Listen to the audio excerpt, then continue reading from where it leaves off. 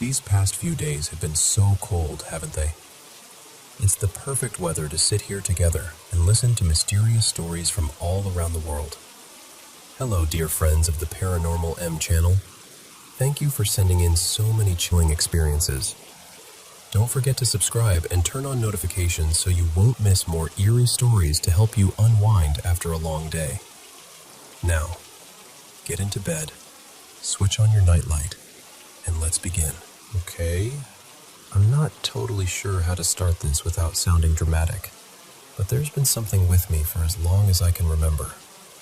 My mom, Layla, doesn't like talking about it, so what I know from when I was little is kind of pieced together.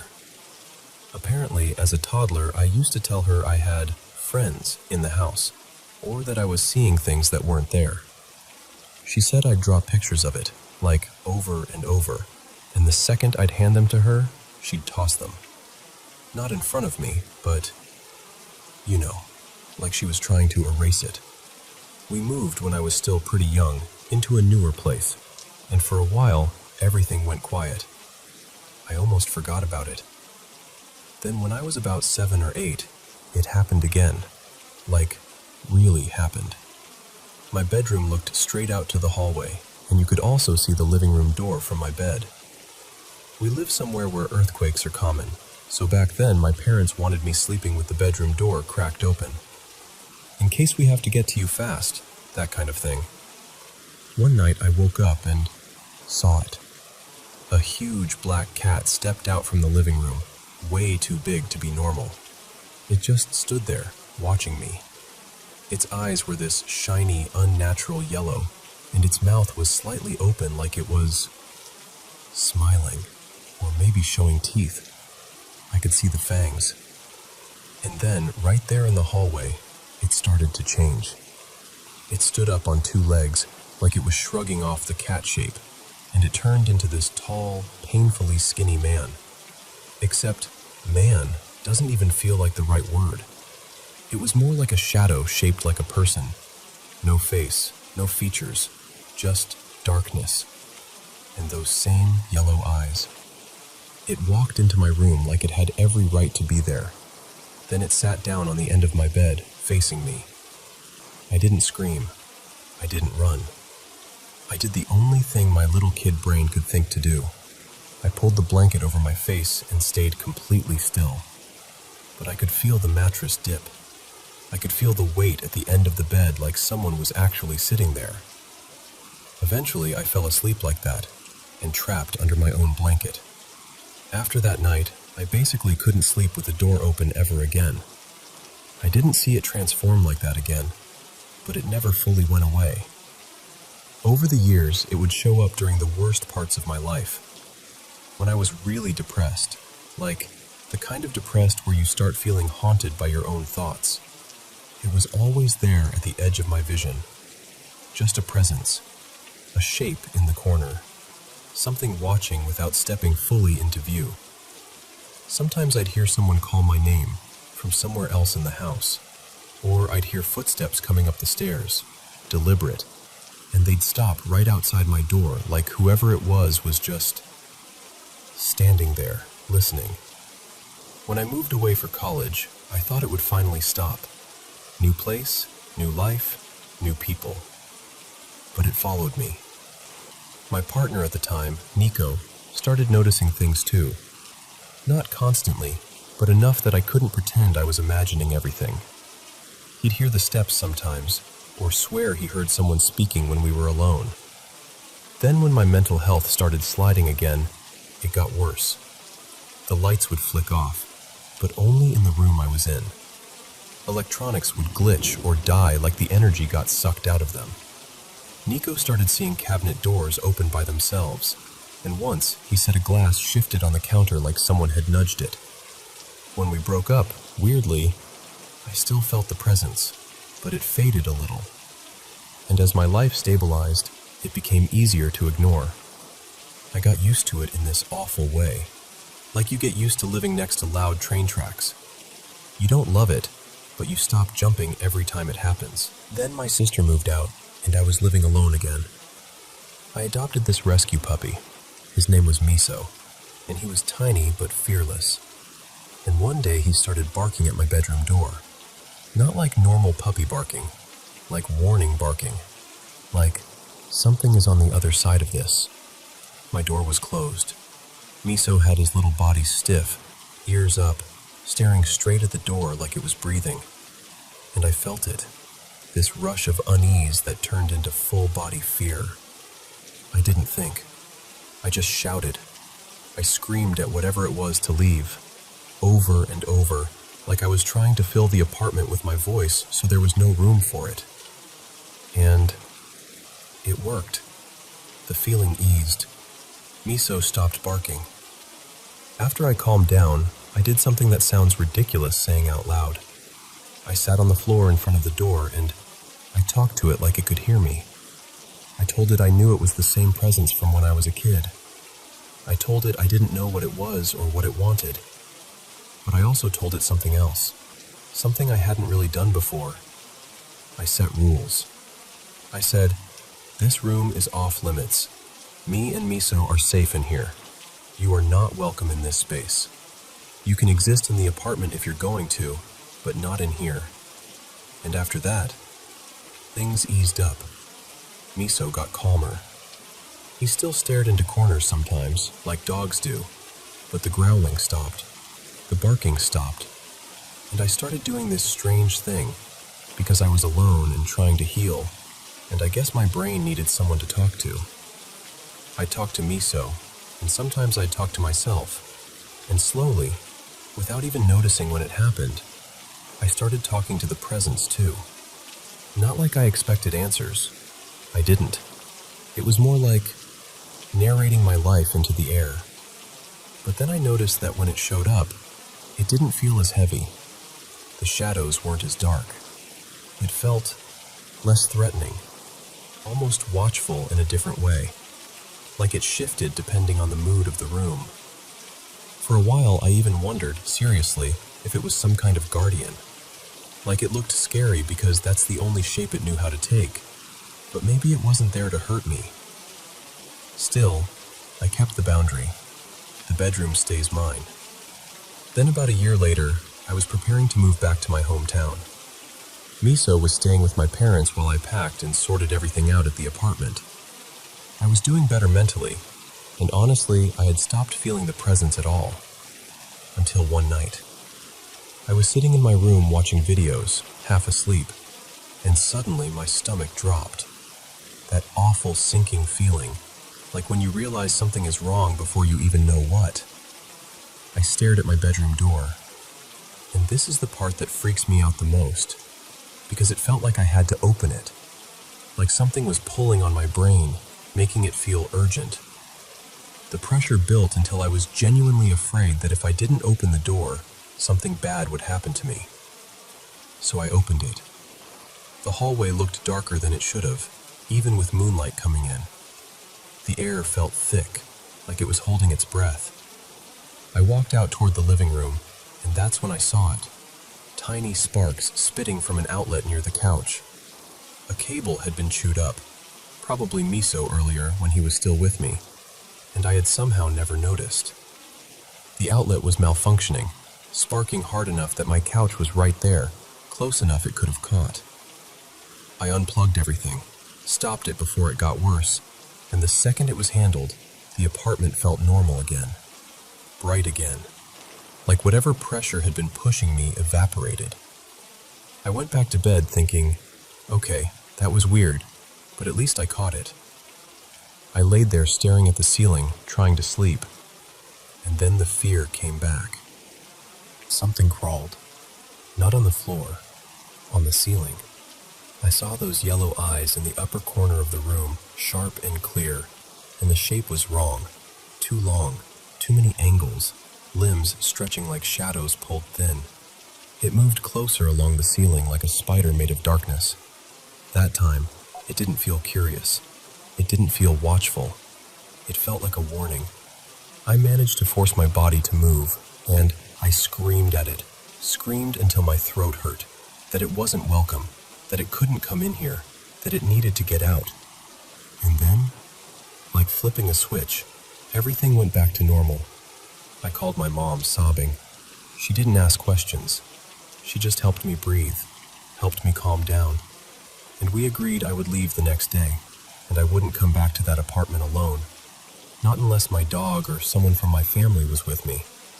I slept with all the lights on, and even then I could feel the darkness out in the hallway, like it was waiting.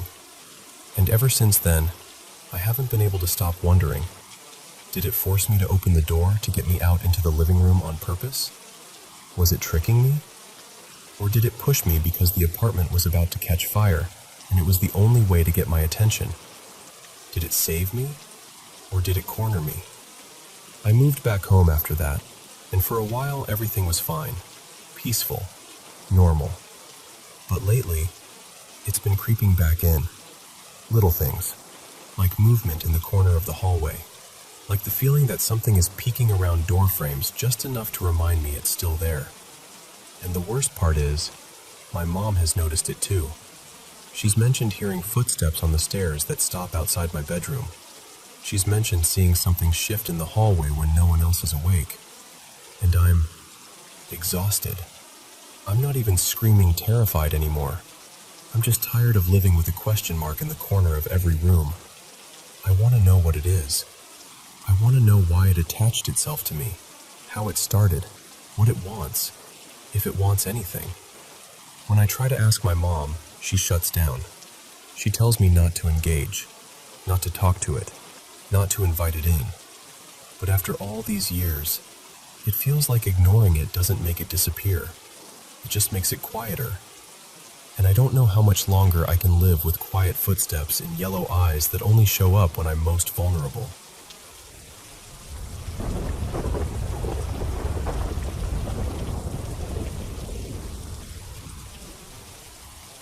So, let me tell you about my wife, Kelsey, and her grandma, Nana June. Back in spring of 2021, Nana June moved in with us. Kelsey adored her, like, really adored her. The kind of love where you don't just say, we'll take care of her. You quietly rearrange your whole life so she can feel safe and comfortable every day. She took one of our spare bedrooms, the one Kelsey used to use as her office, and we turned it into Nana June's space. We got her one of those adjustable beds so she could sleep easier, and I mounted a smart TV on the wall. That part was my job, obviously. Then came the harder part, teaching her how to actually use it. She'd grown up on cable. Apps were not her world. But she was a good sport about learning, especially when she realized the biggest upside: no commercials. Nana June only ever wanted to watch 3 things: Law & Order, Chicago PD, and wrestling. And Law & Order was the clear favorite. You could always tell when it came on because of that sound, that sharp, familiar dun-dun, and the gavel hit. It became part of the house's background noise. Honestly, it wasn't even new to us. That sound had been in her home for years. I still have an old voicemail from Nana June, like from way back, and you can literally hear the Law & Order gavel in the background while she's talking. It's one of those little things you don't think will matter someday, until it suddenly matters a lot. Later in 2021, she got really sick. That awful virus. I don't even like saying it out loud, because even now it makes my throat tighten. But she didn't make it. We were heartbroken. And then we had this room, her room, that still looked like her.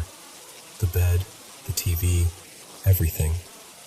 Sometimes one of us would go in there late at night and just sit, talk about her, watch something quietly so we didn't wake the other person. Without even planning it, we kept calling it Nana June's room. We still do.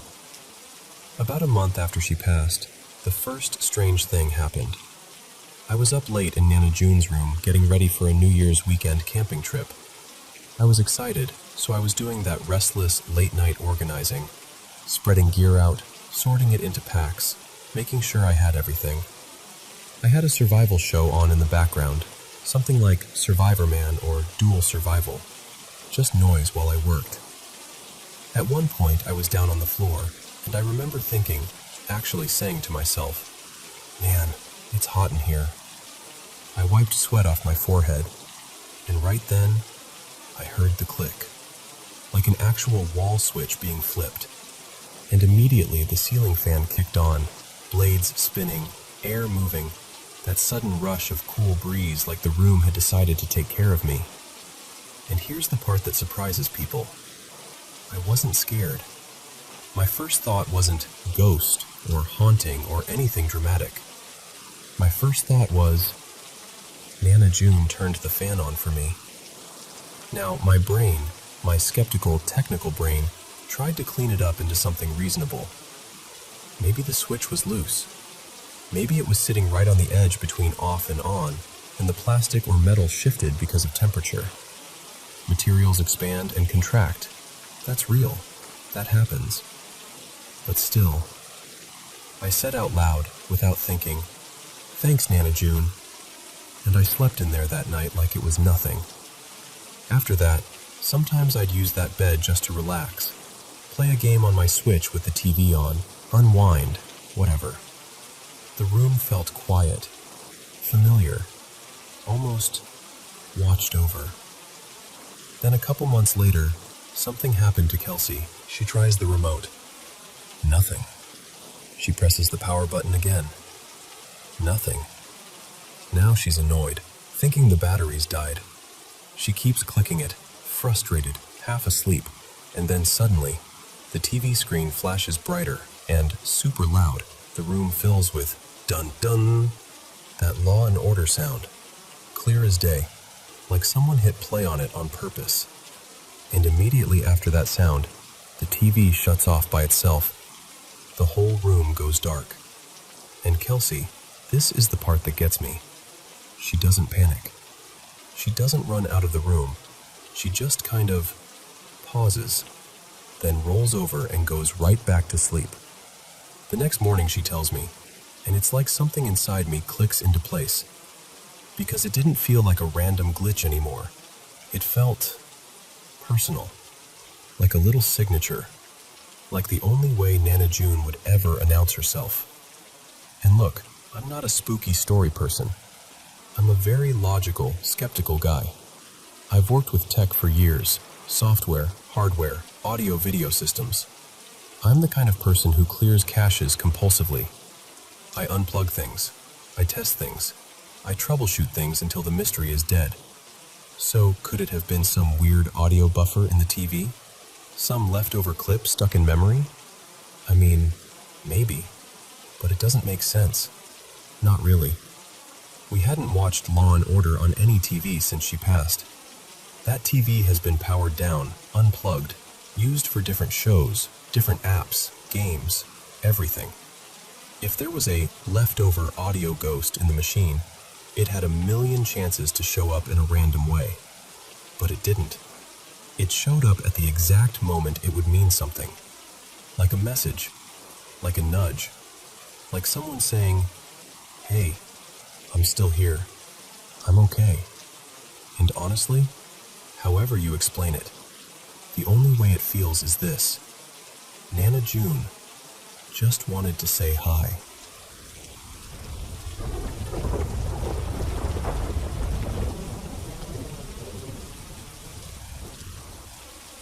Okay, so I'm going to tell this the same way I tell it to friends, in 3 pieces. The backstory, the stuff I grew up hearing, and then what actually happened to me when I finally lived there. So, the house. My mom, Diane, owns this old place that my great-grandpa Ray built. I don't know, maybe 60-something years ago, give or take. It's barely been updated, which sounds charming until you're standing in a kitchen that still feels like it's stuck in a different decade, and the cabinets are literally starting to sag like they're tired. I lived there for a little while when I was a toddler, but I remember basically none of it. What I do remember is how people reacted to it. Even as a kid, if I brought friends over, they'd get that look, like they were trying to be polite, but their whole body was going, "Nope, absolutely not." And I grew up with this casual family understanding that the house had company. Not in a dramatic horror movie way, more like "Oh yeah, there are spirits there," like it was a weird extra feature of the property. But honestly, I didn't spend much time there until a couple years back, when I moved into the basement with my boyfriend at the time, Caleb, for about a year. He's my fiancé now, which is funny because he still insists I'm suggestible and too friendly with the supernatural. Anyway, what I was told growing up. So when I was little, my parents had a handful of stories they'd tell, sometimes like warnings, sometimes like family folklore. First one, the man outside. My dad, Mark, used to say the house sat on land that had belonged to indigenous people.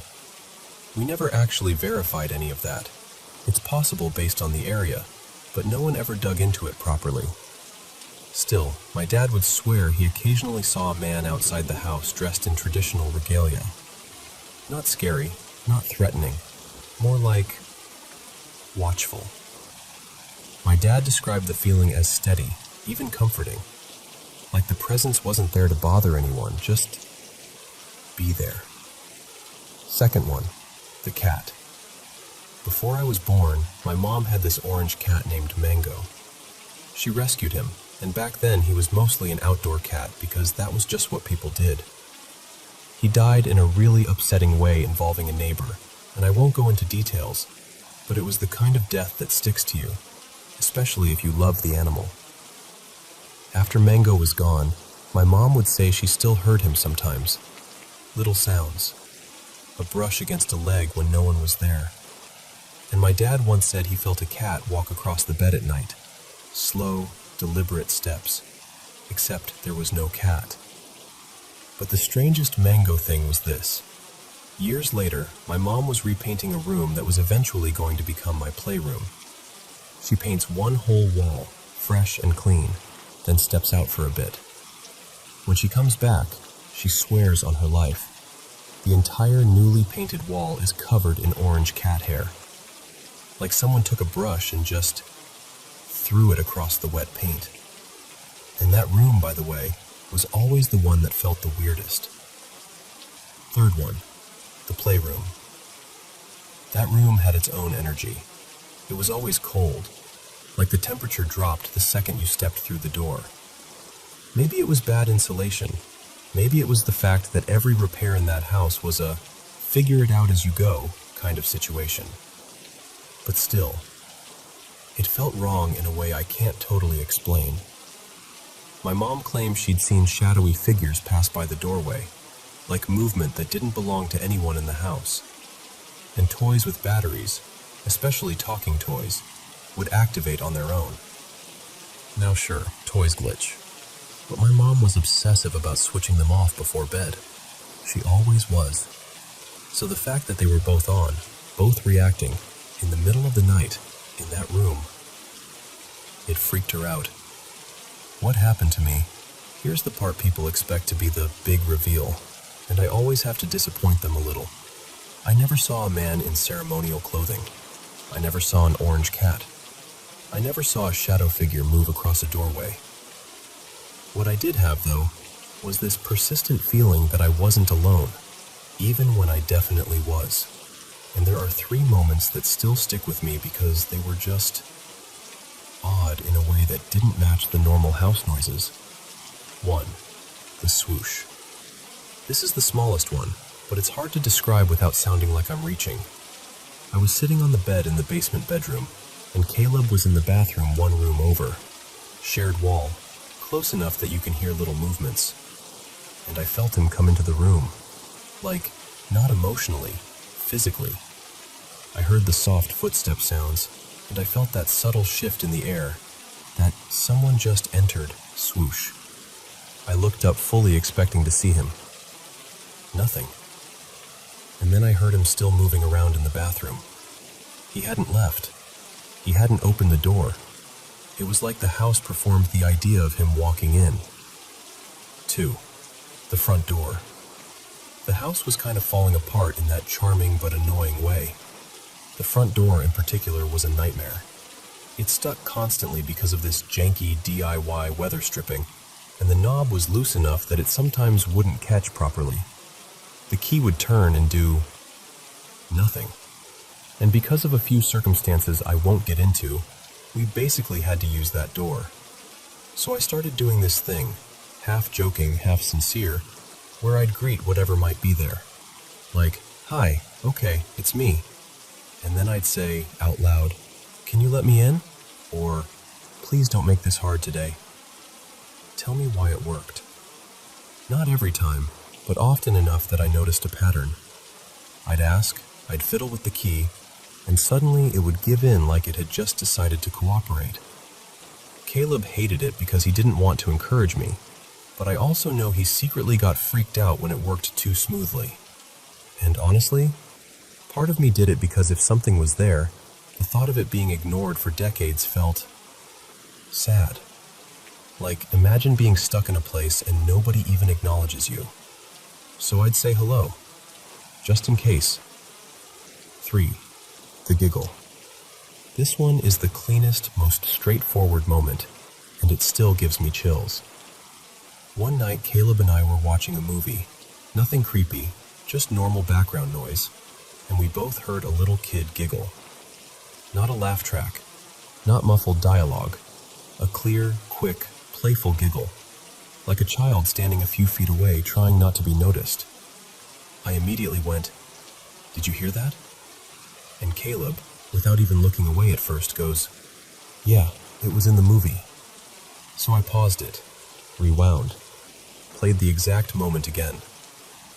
No giggle. And the look on his face after that, when he realized it wasn't the movie, was the closest he's ever come to admitting the house might have been interacting with us. That's it. That's my year in that basement.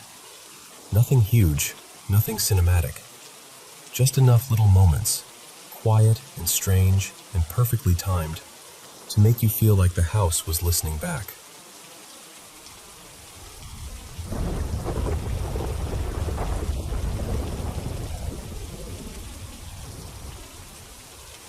So, when I was really little, like toddler little, maybe 3 or 4, my family lived in this big, boxy house that felt way too large for us.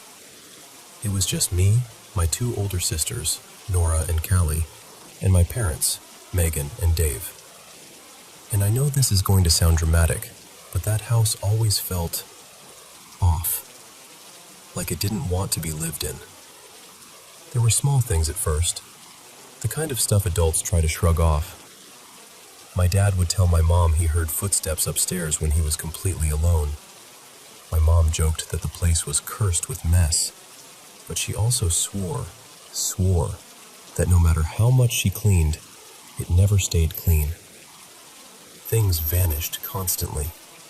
Not like, "Oh, it'll turn up later," vanished. More like the house swallowed them. My sister Nora was the one who always said she could sense things. She'd get quiet in certain rooms, stare at corners, refuse to go down a hallway alone. And both Nora and Callie insisted that the room I slept in had something in it. Something mean. They used words like entity, and once, when they thought I wasn't listening, they even said demon. I didn't understand what any of that meant at the time. I just remember how the air felt in that room. Heavy. Like the dark didn't just fill the room, it pressed against you. Even now, I only have a handful of clear memories from that age, but 2 of them have never left me. The first one is strange and terrifying in a way that almost feels unreal. I remember waking up and not being able to move. My eyes were open, my brain felt awake, but my body wouldn't listen. And I saw these long, purplish arms around me, thin and bony, curving over my chest like I was trapped inside some kind of rib cage. Like something had built a cage out of itself just to keep me pinned there. And then, this is where it gets even weirder. I remember tumbling out of bed, like my body suddenly released, and I hit the floor. And right after that, I saw a man I didn't recognize rush toward me. In my memory, he's not blurry or dreamlike. He's fast, intentional, and he has a knife. I know how it sounds, I know. I was a preschooler. It could have been a nightmare tangled up with sleep paralysis. But that doesn't stop it from feeling real when it flashes back into my head. But the second one is the one I hate thinking about. Because it didn't feel like a dream. It felt like a moment I walked through. Back then, I used to wake up at night and go find my parents. Their bedroom was upstairs. To get there, I had to leave my room, go out into this odd hallway that bent in a sharp turn near the kitchen, then climb the stairs. The house had this awkward layout, walls that jutted out, corners that blocked your view just enough to make you feel like something could be standing there without you knowing. One night, I got up like I always did. I remember the floor being cold under my feet. I remember the house being silent in that deep, thick way it gets when everyone's asleep. And as I walked past the kitchen area, I saw something behind this short dividing wall that separated the kitchen from the hallway. At first, my brain registered it as socks. Just a pair of socks, standing upright, like they were planted on the floor as if someone had stepped out of them, or like someone had pulled them up and was standing perfectly still, hiding behind the wall, but only the socks were visible. And I stopped. I can't explain how I knew. I didn't hear anything, I didn't see a body, but the feeling hit me like ice water. Like whatever was there wanted me to notice it, but didn't want to fully show itself. I remember my stomach dropping. I remember that instinct that says, don't run, don't look too hard, just keep going. So I did. I walked faster, like pretending it wasn't there would protect me. I went up the stairs, got into my parents' room, and climbed into their bed. They were both there, both asleep. No one else was awake. No one else was wandering around. No prank. No sister messing with me. Nothing that could explain what I saw. And the worst part is, it's not even the image that haunts me the most. It's the feeling. That quiet certainty that what I saw was a someone pretending to be a something. And even now, years later, I can still picture those socks, upright, still, half hidden behind the kitchen wall, like the house was holding its breath, waiting to see if I'd figure out what was really standing there.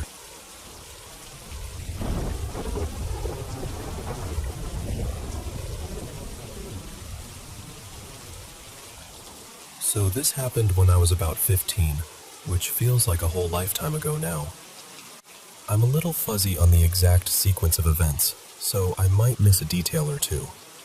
But I remember the feeling of it really clearly. I was out of state that summer, visiting some friends.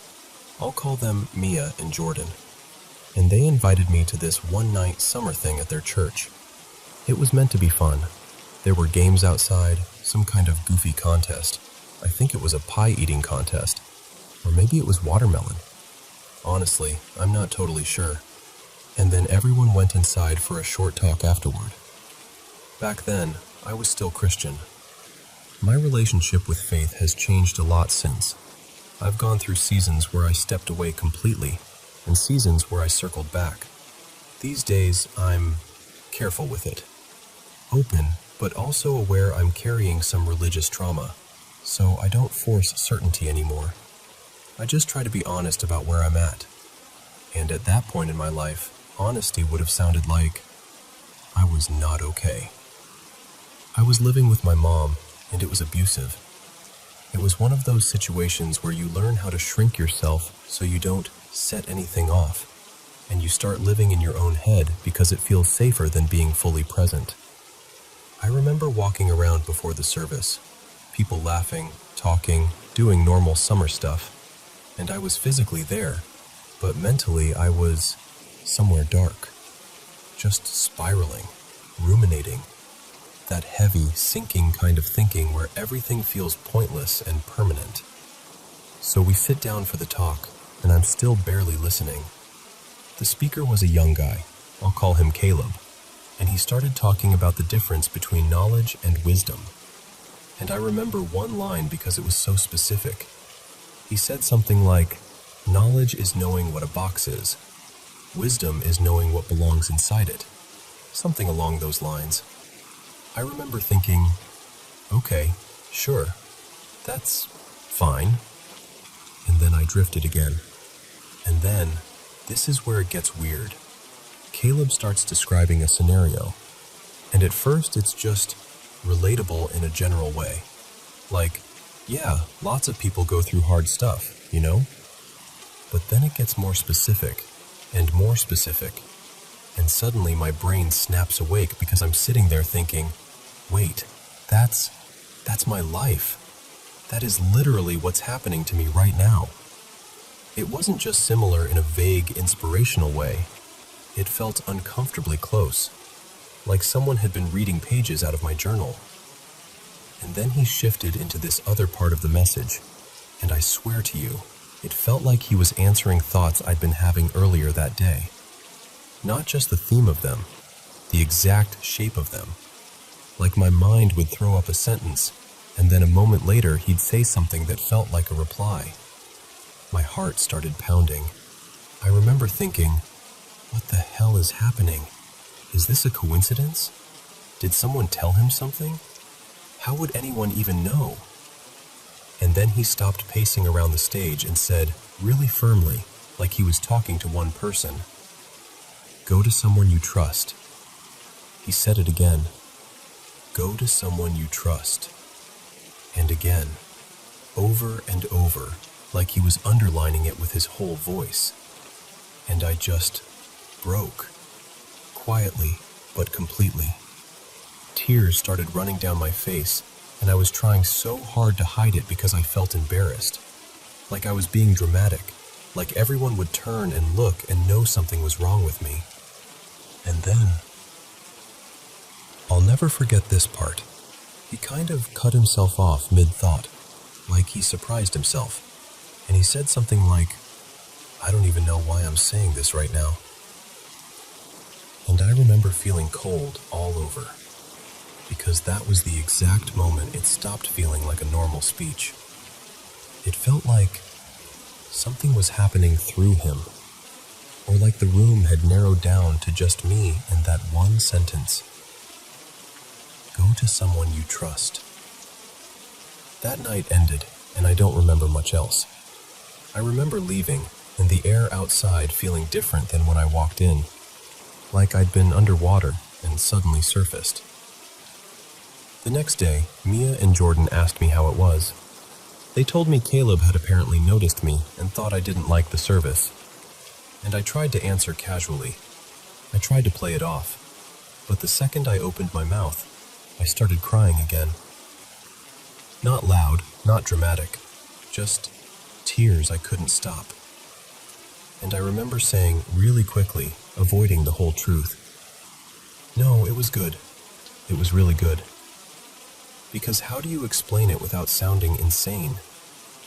How do you say, "I felt like someone reached directly into my thoughts and pulled me back from the edge"? But the honest ending is simple. Whatever that was, coincidence, intuition, God, timing, my brain finally hearing what it needed to hear, it pushed me towards something I'd been too scared to do. It made it clear that I needed help, that I could reach out, that I should. And even now, years later, even in a better life, in my own place, away from that situation, it still gives me chills to think about. Not because it was scary in the usual way, more like it was the kind of moment that makes you feel seen when you didn't realize how invisible you'd become.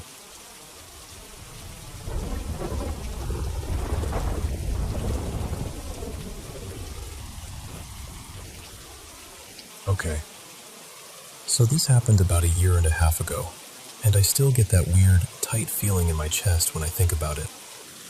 My family and I rented this really pretty Airbnb out in rural Pennsylvania. One of those houses that feels cozy the second you walk in. Warm lighting, nice furniture, not creepy at all. Like, it genuinely felt like a great place to spend a week.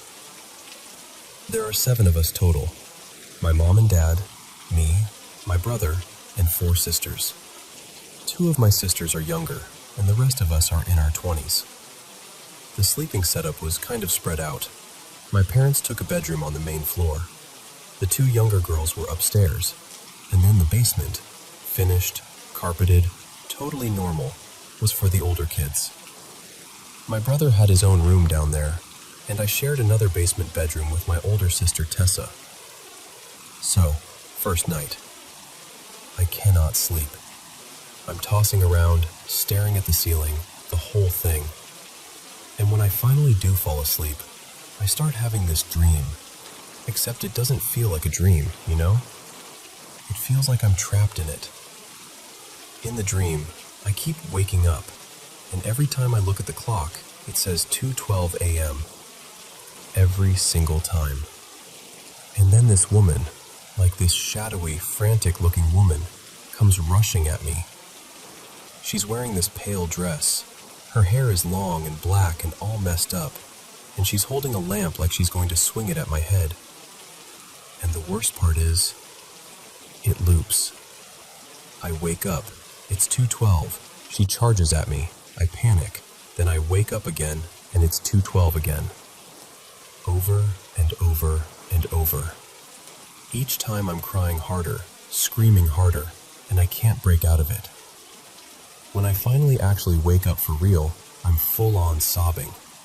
Like that kind of crying where you can't catch your breath. I ended up waking Tessa up, and she's half asleep, trying to calm me down, and I'm just sitting there shaking like I ran a mile. The next morning, we're all at breakfast, and my brother, Mason, is in a foul mood. Just silent, pushing food around. My mom notices immediately and she goes, "What's going on with you? Why are you so cranky?"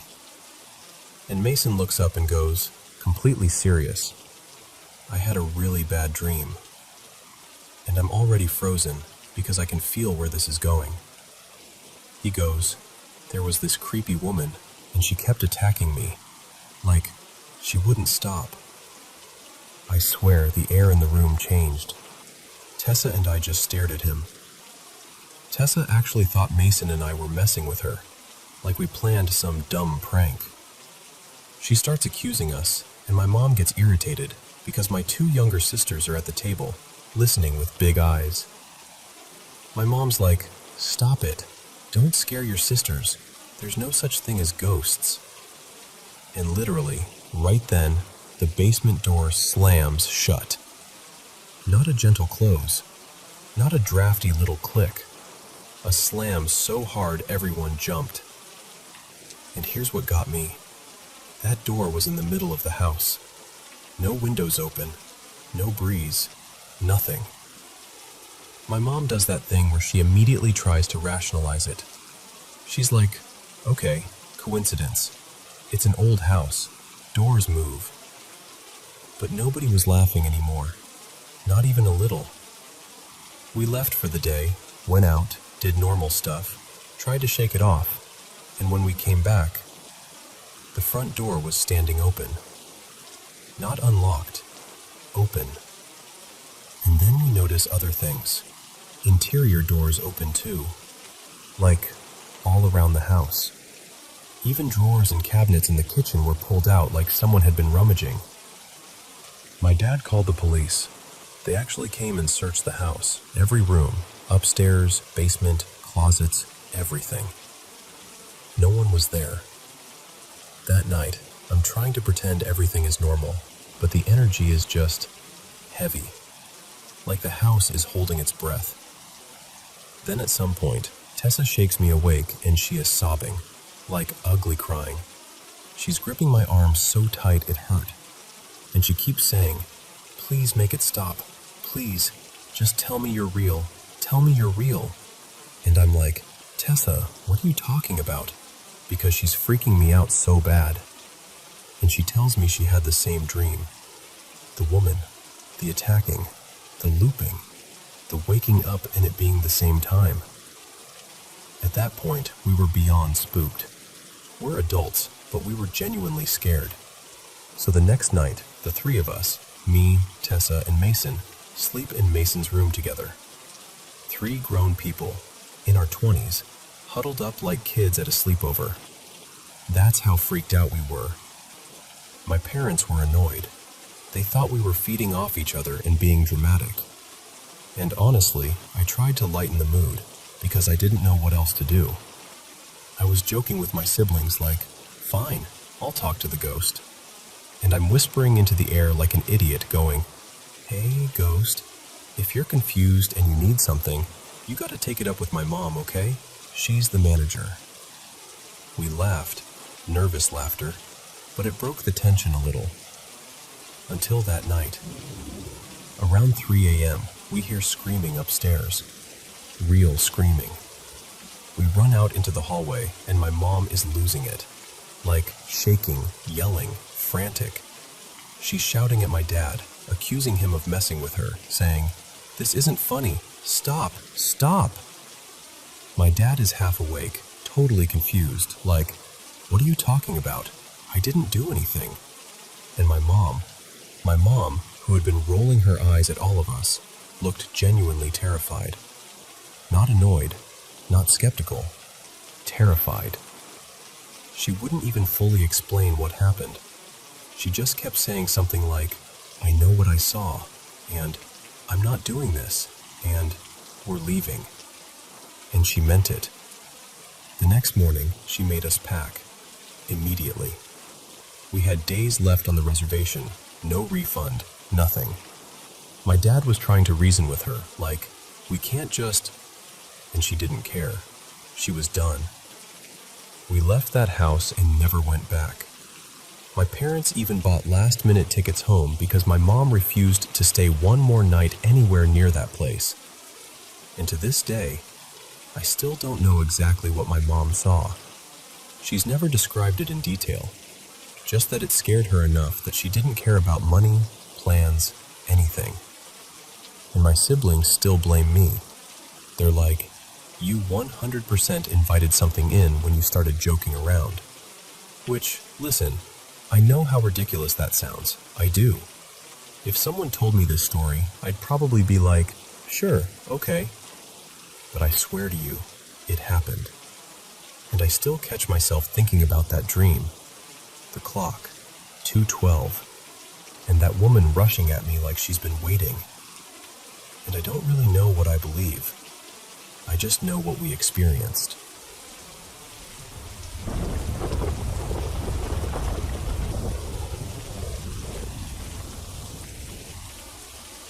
So, I've been sitting with this for a long time, and I'm finally at the point where I just have to say it out loud. I'm pretty convinced our little place is haunted. Or maybe it's not even just our place. Maybe it's the land the whole mobile home park sits on. It started with small stuff. The kind of thing you can brush off if you want to. Like hearing your name, clear as day, being called in your mom's voice. Except your mom is asleep, or she's not even home. Or hearing footsteps in the hallway, slow and steady, when the house is completely empty. And then there's the living room. Sometimes it sounds like there are people talking in there, like a low conversation just out of reach. But when you check, it's nothing. Just the TV off, the air still, nobody there. And the cold spots. Those are the strangest. You'll walk through the house and suddenly it's like you stepped into a pocket of winter. No window open, no door cracked, nothing that should explain it. It's just cold. Wrong cold. Before anyone jumps to the usual explanations, I promise we've been down that road. There's no gas in our home. No gas appliances. None of that. So that's off the list. And we've got a smoke detector with a carbon monoxide detector built in. So it's not that either. And no, nobody in our family is dealing with anything mental health related that would explain shared experiences. This has happened to more than one of us, at different times, in different ways. People also love to assume demonic, especially because of the voice mimicry, but I don't think it's that. There's none of the classic stuff. No rotten meat smell, no knocking at 3 a.m., none of those movie signs. It's unsettling sometimes, sure, but it doesn't feel like something trying to hurt us. One of the moments that really stuck with me was this laundry basket incident. We had a plastic clothes basket sitting on top of the dryer. Dryer off, basket pushed toward the back, not balanced on an edge or anything. And somehow, it slid off like it was nudged and smacked onto the floor. Not toppled. Slid. Like it moved first, then fell. My older brother, Evan, and his girlfriend at the time, Marissa, actually noticed things even before we fully moved in. They told me the kitchen was the worst. They'd be standing in there and swear they could hear someone walking around on the linoleum, like soft pacing. And then the voices, like multiple people talking over each other in the kitchen, but muffled, like it was happening in the next room. Except it wasn't. When Evan and Marissa were still living with us, there was one night where the three of us were home, only us, and we all heard plastic grocery bags rustling, like someone was digging through them, shifting them around, crinkling them. We froze and looked at each other because it wasn't subtle. It wasn't maybe. It was the kind of sound you'd hear if somebody was literally standing there with their hands in the bags. Later on, Evan dated another girl, Sienna, and she had her own experience. It was the dead of winter, and she said she walked through the hallway and hit this intense cold spot that didn't make sense. Then she told me, quietly, like she was embarrassed to even say it, that she saw a black shadow pass beside her in the dark. Not a person, not a shape she could explain, just a moving shadow that didn't belong to anything. And even after living here for almost 4 years, I can't explain most of it. Not even close. There's also this area behind the park, just past the last row of homes, kind of overgrown and quiet. During the day, it's whatever. But at night, the vibe back there changes. It feels heavy. Like something is there, and it knows you're looking, and it doesn't want to be. It's not that I always see anything. I don't. But I sense it. Like my body notices before my brain does. I've had paranormal experiences since I was a kid, well over a decade now. So as strange as this is, it doesn't exactly shock me. But what's important is this. Not every place we've lived had activity. So I've ruled out the idea that it's just me or my family carrying something around, like we're followed. If it were that, it would be everywhere. And it hasn't been. So I don't know. Maybe it's our home. Maybe it's the whole park. Maybe it's the land itself. But whatever it is, it's been here a long time, and it's comfortable enough to let us know it's around.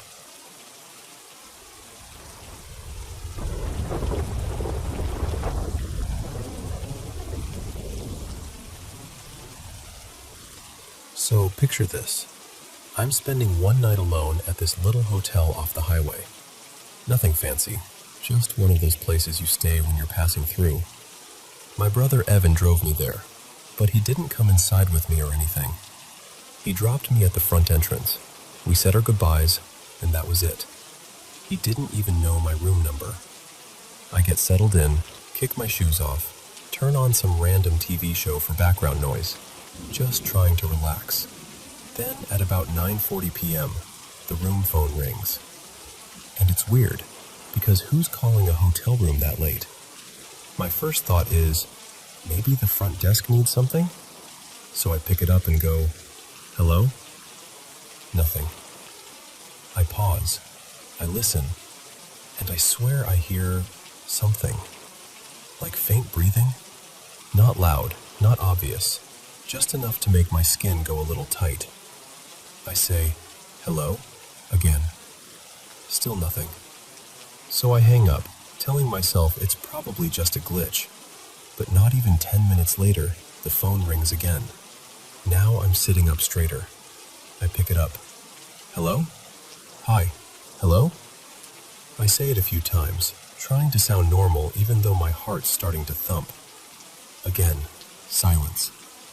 and again, that faint, maybe not real breathing. Like someone is there, but refusing to speak. After about 20 seconds of me listening to nothing, I hang up. At this point, I'm telling myself, okay, that's creepy. But maybe it's a wrong connection. Maybe someone's messing up dialing. Maybe anything else. And then, less than 10 minutes later, it rings a third time. That's when my stomach drops. Because once is a fluke, twice is unsettling, 3 times feels personal. So I don't even play polite anymore. I pick it up, say one sharp, hello?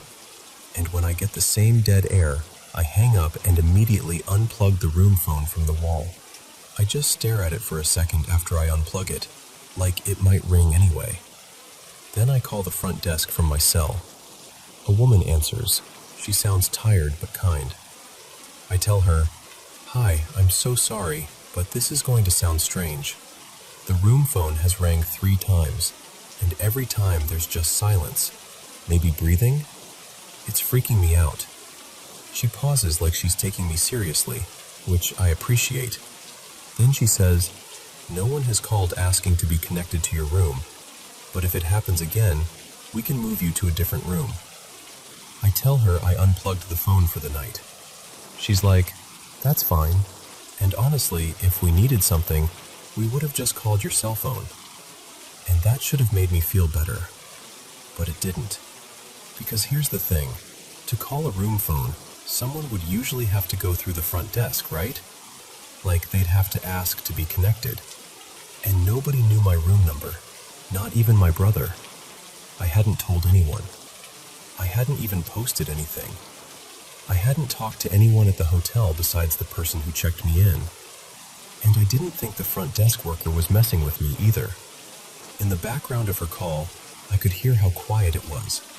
No lobby TV blaring, no joking around, just normal. So I hang up, and I'm trying to convince myself it's nothing.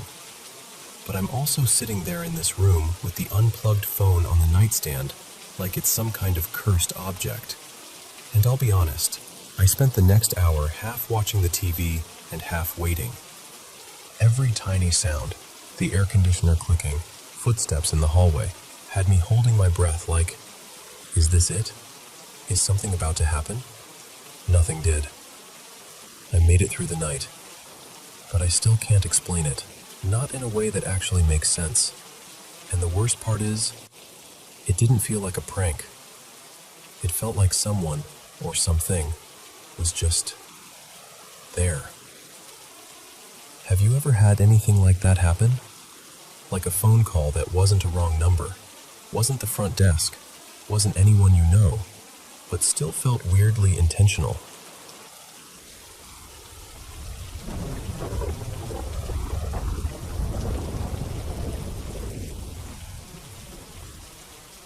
So, quick bit of context before I get into it.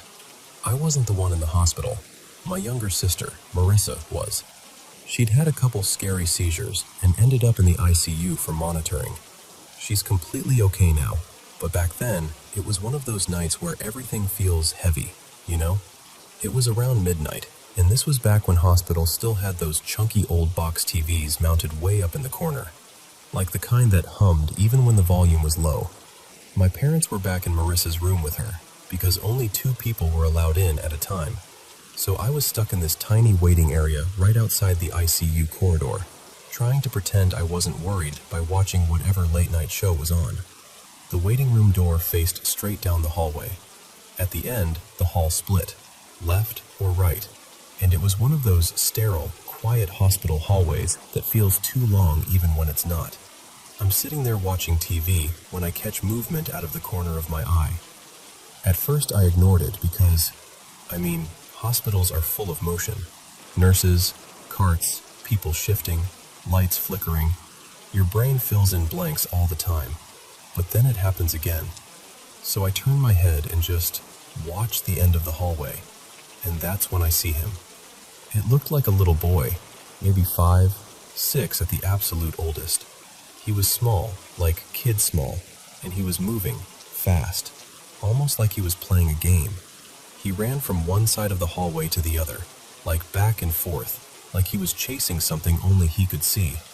And here's the part that took a second to actually register. I could see through him. At first, my brain didn't even understand what it was looking at. It was almost normal for a beat, like, oh, a kid. And then your mind catches up and goes, wait, why can I see the wall behind him? He didn't look at me. He didn't hesitate. He just kept doing that same little run, back and forth, like he was stuck in a loop. No sound either. No footsteps, no laughter, nothing. Just the motion. And I remember thinking how impossible it was. There's no way a child is wandering around alone on an ICU floor at midnight, and definitely not sprinting up and down the hallway like it's a playground. Then, after a few passes, he was just gone. Not like he turned a corner or ran out of sight, more like the hallway simply didn't have him in it anymore. And I didn't feel scared, which is the weird thing. I felt kind of still, and then, honestly, kind of sad, like I just watched something lonely repeat itself. Later, when I thought about it, I wondered if it was one of those leftover moments people talk about, like a recording that replays, because he never acknowledged me at all. It didn't feel interactive. It felt like I just happened to be there when something echoed. And what's even stranger is, that wasn't my first weird experience. It was my third one, and all of them happened after I turned 16. Like something flipped on, like I suddenly became, if not a magnet, then at least a receiver for stuff most people don't notice. I don't know what I saw that night. I'm not going to pretend I can prove it, but I know what it looked like, and I know how it felt. And I still think about that little boy sometimes, running quietly back and forth in that bright hallway, like he was waiting for someone to catch up.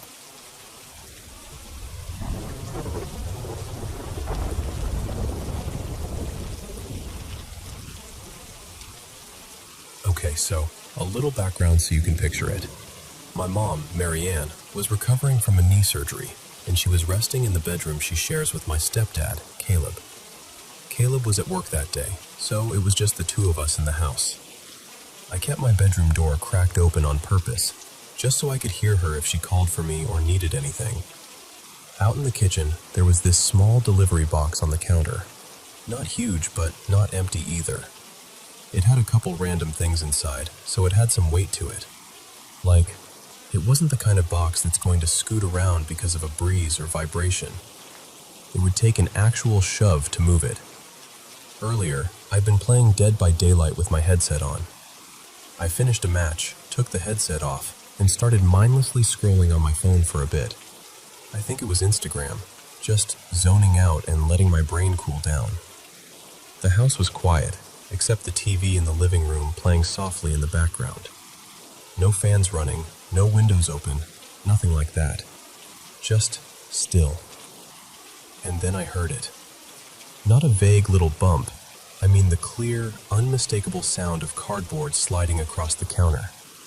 Like someone dragged that box for maybe a second or two. Just long enough for me to go, wait, what was that?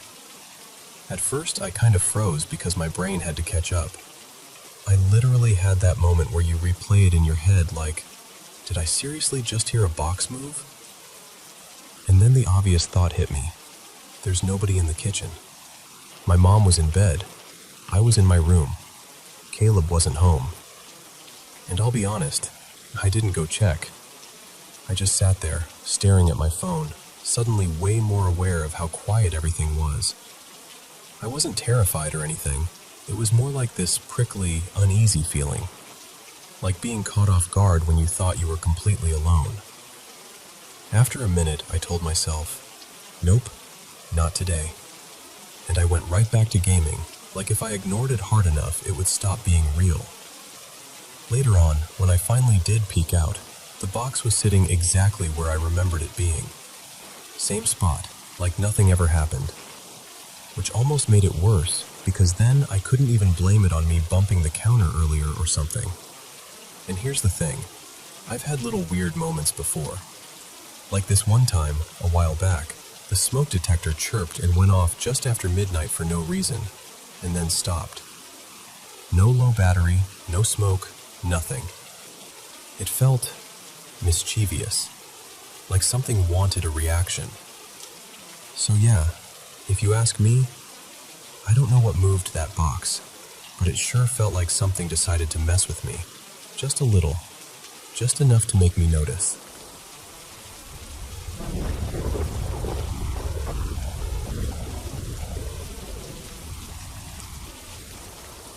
So, this happened when I was 18, and I still get that weird, tight feeling in my chest when I think about it. There's this stretch of road where I grew up. 2-lane, quiet, nothing but thick woods pressed in on both sides.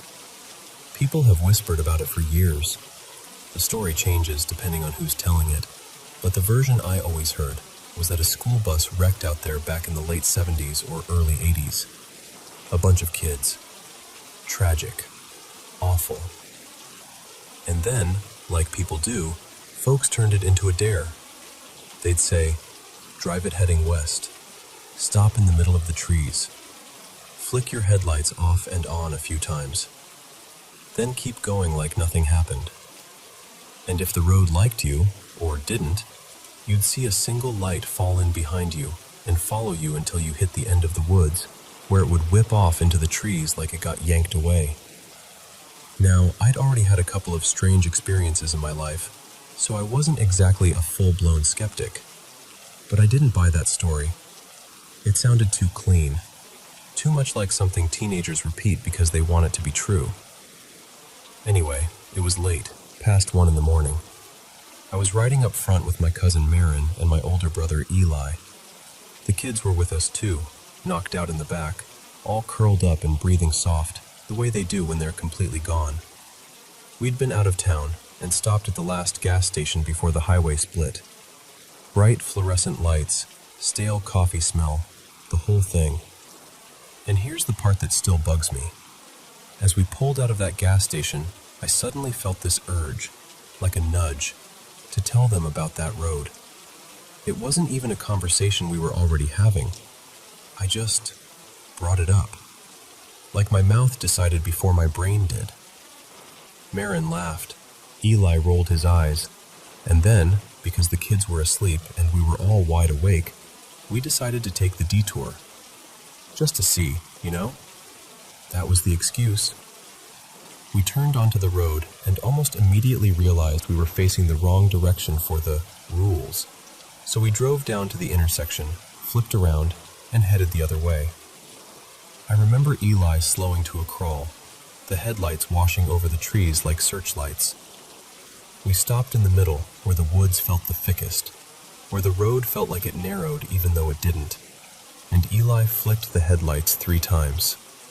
Off, on, off, on, off, on. Nothing. No light in the mirror, no weird glow, just the hum of the engine and the soft snoring from the back seat. We kind of laughed it off, but we weren't ready to admit we'd driven out there for nothing. So we crossed back over to the side road, turned around in the parking lot of this little white church, and waited at the stop sign like we were suddenly big on traffic laws. That's when all 3 of us saw it.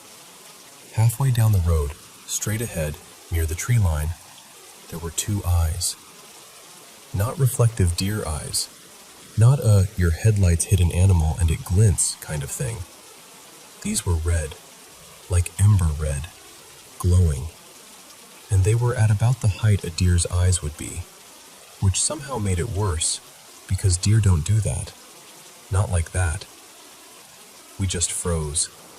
Nobody spoke at first. I remember Marin whispering, "Do you see that?" Like she needed confirmation that she wasn't losing it. Eli swallowed hard and said, "Let's just drive. Slow." So we did. We rolled forward toward the exact spot where those eyes had been. And the second we reached it, the car radio turned on by itself. No one touched it. No one even moved. We were all on that front seat, shoulder to shoulder, hands visible, like we were in some interrogation room. The radio started flipping stations, fast. Snatches of country, a preacher's voice, a blast of static, a pop song, more static, like someone was twisting the dial with a nervous hand. It wasn't even landing long enough to make sense, just skipping and sputtering like it couldn't find a place to belong.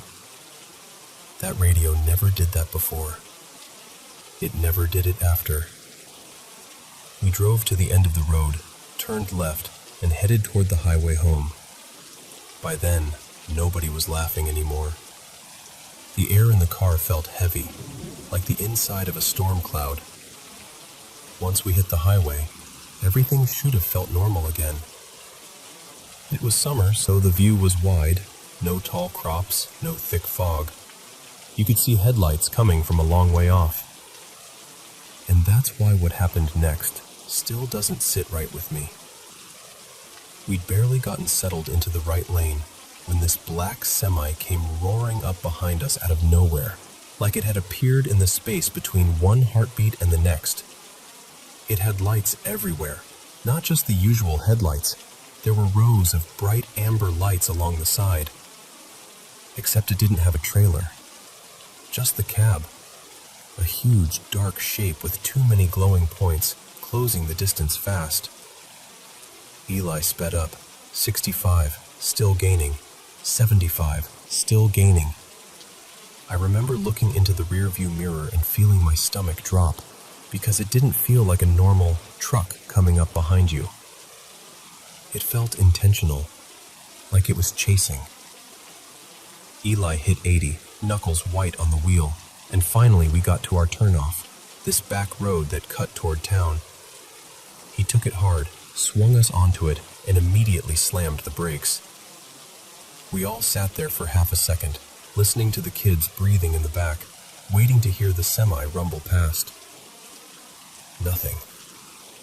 Eli and I jumped out and looked back toward the highway, and there was no truck, no taillights, no amber side lights, nothing fading into the distance. And the thing is, that highway stretches straight for miles. There aren't side roads. There isn't a hidden turnoff for a long way. If a truck that lit up like a carnival ride had passed, we would have seen it. Even if it had somehow turned off, we would have seen the lights shift and vanish. But the highway was empty, like it had never existed. I remember Eli just staring, breathing hard, then looking at me like he was waiting for me to explain physics. Marin stayed in the car, eyes wide, whispering, "Where did it go?" We got back in and drove home quiet, like talking would make it real. And even now, years later, I can't give you a clean explanation. We weren't tired. We weren't imagining things. All three of us saw the same stuff. The red eyes, the radio, the truck. The only thing I can say, honestly, is that it felt like something out there noticed us, and it did not appreciate being tested. To this day, I won't drive that road at night. Not because I'm trying to be dramatic, because I don't want to find out what happens if it decides to follow us all the way home.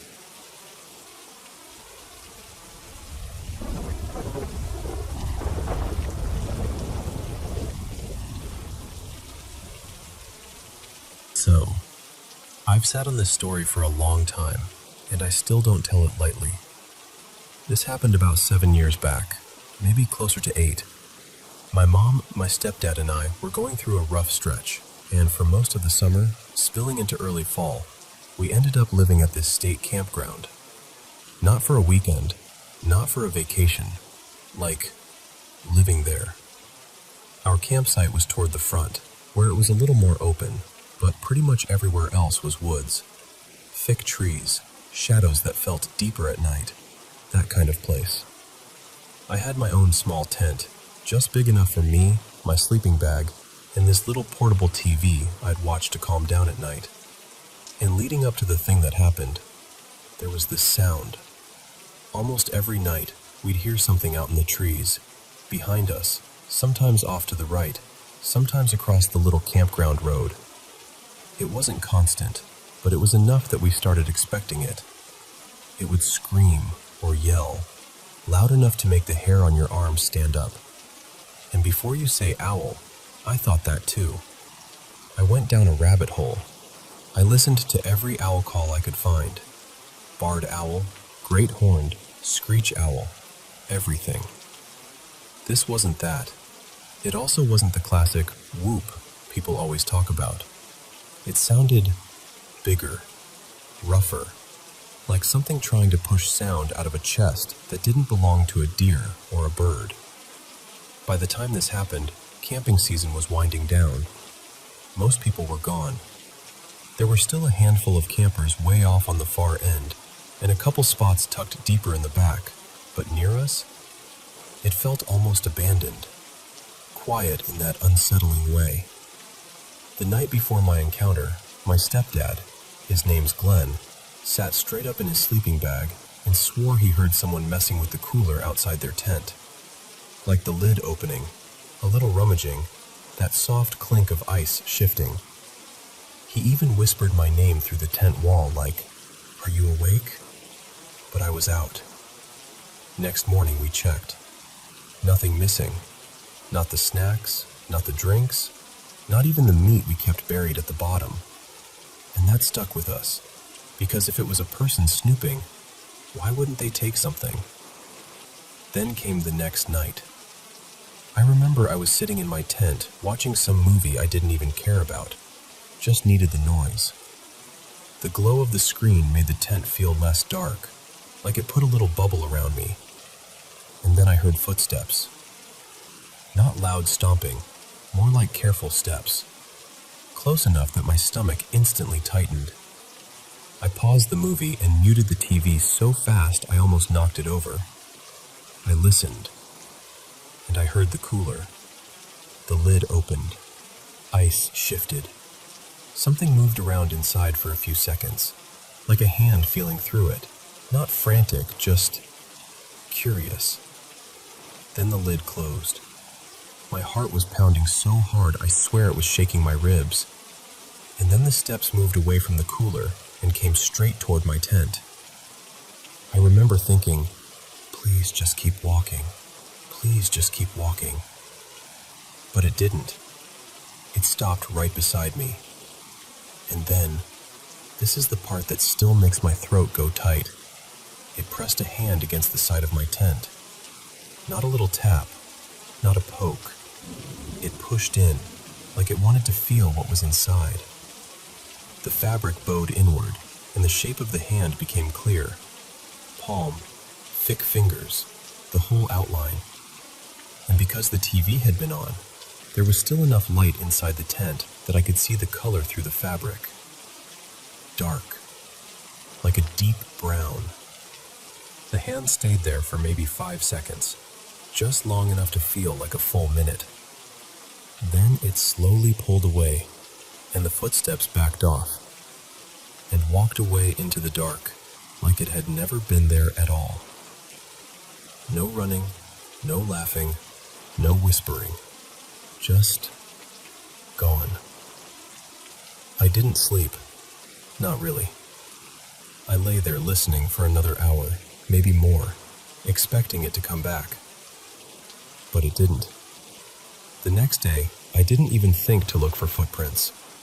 People always ask that. Did you check the ground? And I wish I had. I really do. But I was in this weird fog for days afterward, like my brain didn't know where to file what happened. I've gone over the possibilities 100 times. It didn't feel like a person messing around. There wasn't that human energy. No joking, no lingering to scare me again. And the town nearby was tiny, the kind of place where you'd notice if there were people wandering around looking for food. It just didn't add up. What it did feel like was something young, curious, testing boundaries. Like it didn't actually want to take anything, it just wanted to see. And there's one more thing, and I know this part sounds strange, but it stuck with me too. One night, separate from the hand thing, I woke up around 1 or 2 in the morning, and for a few seconds I swear I heard drums. Not modern drums. More like that steady, distant thump-thump you'd imagine in an old battlefield movie. It faded quickly, and maybe it was my half-asleep brain playing tricks. But here's the weird part. There was a historic battle fought in that region way back in the 1700s. Not right on top of the campground, but close enough that people in town talk about it. So sometimes I wonder if that area just holds things. Sounds. Stories. Whatever you want to call it. I still haven't stayed at that campground again, but I think about it more than I'd like to admit. And part of me, this is the honest truth, part of me wants to go back, just once, and sit in that same patch of woods and listen. Not because I want to be scared again, because I want to know what it was that reached out and touched the wall of my tent.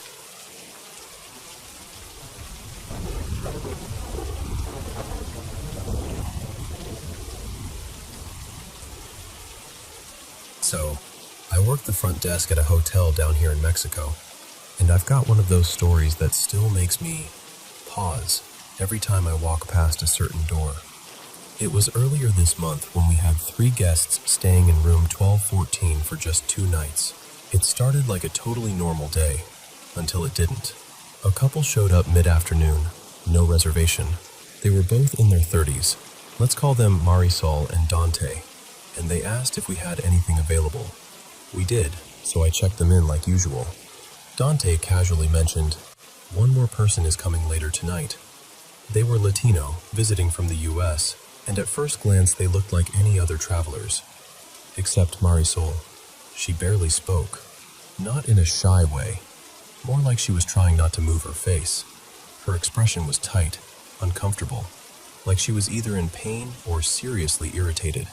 Dante kept leaning toward her, murmuring things like, "Are you lightheaded?" and "Do you want to lie down?" And she'd just give this tiny shake of her head. While they waited in the lobby for the room to be finished, Dante said something that made everything click a little. "Please, I don't want her walking too much.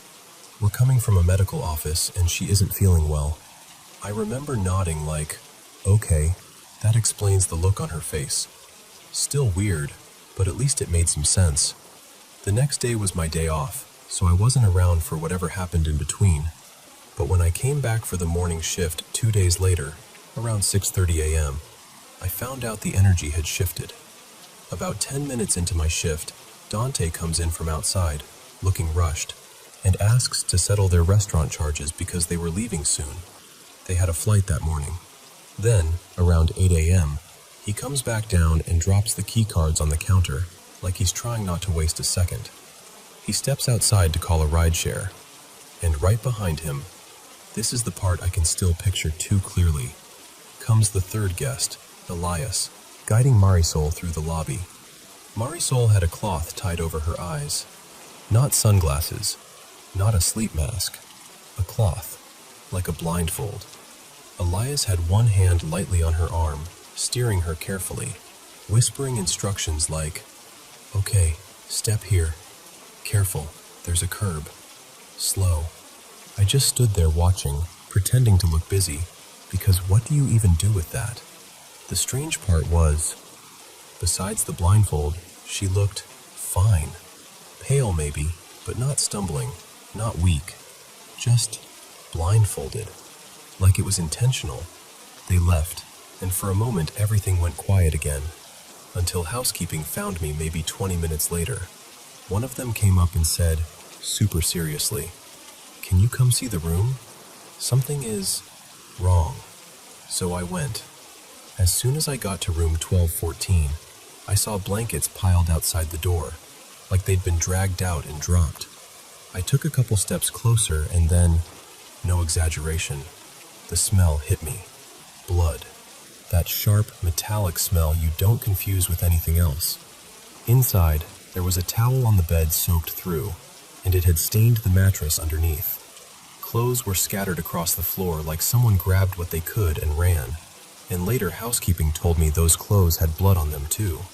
But the thing that made my skin prickle wasn't even the blood. It was the mirror.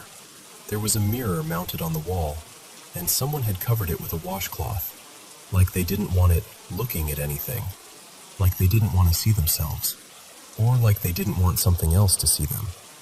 I stepped back out, told housekeeping to stay put, and went straight to my manager.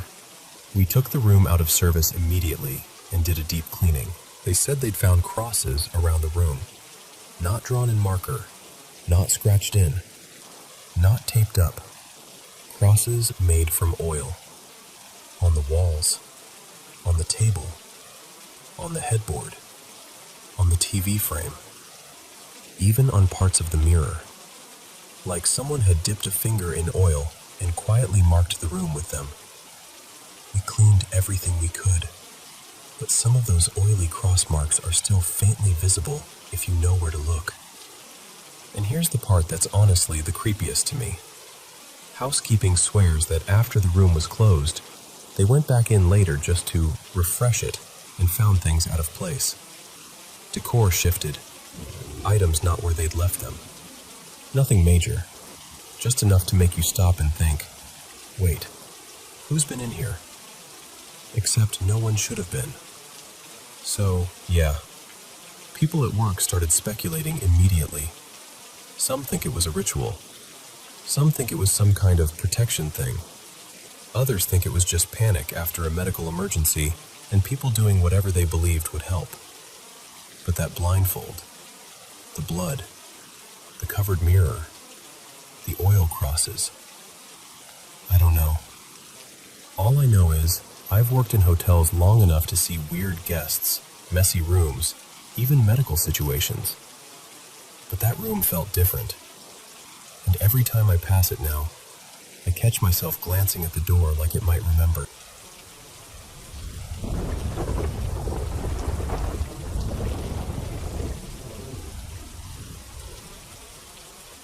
So, this happened to me and a friend of mine about a year ago, and I swear, it's been looping in my head lately, like my brain is trying to make sense of it. For a little background, my friend Mara and I both had this feeling that her house wasn't exactly empty. Not like someone's hiding in the closet empty. More like there was something else there. The kind of presence you can't point to, but it makes your shoulders tense up the second you step inside. She'd moved in not too long after the previous owner's son died in a car accident. Mara didn't know how old he was, just that it had been a few years before her family moved in. And ever since she'd lived there were little things that kept happening. Random stuff would slide off counters like it had been nudged. She'd hear footsteps upstairs when she was home alone. Her family would mention weird, cold pockets in the hallway, like walking through an invisible draft that shouldn't exist. And one time, this is the part that always makes my stomach flip. She told me she woke up in the middle of the night feeling something cold press against her forearm, like a hand that had been outside in winter. Not rough, not squeezing, just there. She shot upright and nobody was in the room. I hated being in that house. I never said it like that to her because I didn't want to freak her out even more. But the place always felt like it was watching, like the rooms held their breath when you walked through them. Anyway, one night it was just me and Mara in her bedroom. No parents home, no siblings bothering us. Just that quiet, heavy stillness the house always had. We were trying to ignore it by doing what we always did, playing music and singing over it like we were on stage. The music was coming from my phone. Important detail, I wasn't even using the app. My phone was just there, screen lit sometimes when I checked messages, but I wasn't scrolling playlists or touching anything. We were in the middle of a song, like fully in it, not even close to ending. And then, the music changed. Not a gentle fade out, not the next track. It cut, mid-verse, like someone yanked the cord out and plugged in something else. Suddenly this song starts playing, something totally different from what we'd been listening to, like a hard left turn. And I remember Mara going, "Wait, What is this? And I'm already reaching for my phone because my first thought is I accidentally hit something. But here's the thing. It wasn't just any random song.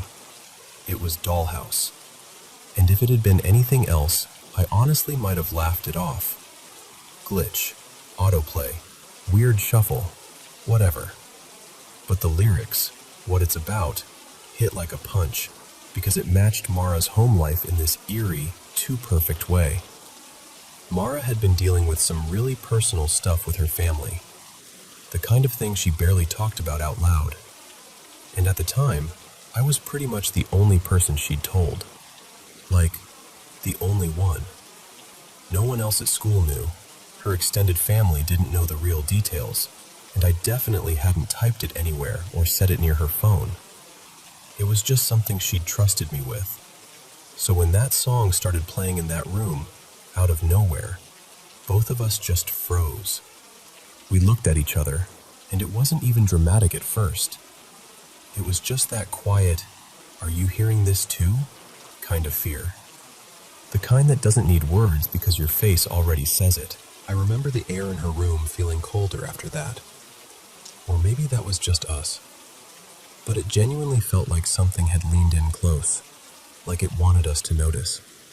We didn't run out of the house or anything. We just sat there for a while, unsettled, trying to act normal and failing. And after that night, we didn't really bring it up much. It came up once or twice over the year, usually as a quick, nervous, "Remember that time?" And then we drop it. But lately I've been thinking about it again, and I keep coming back to the same question. Was it just a glitch that happened to be horrifyingly perfect? Or was something in that house trying to say, "I know"?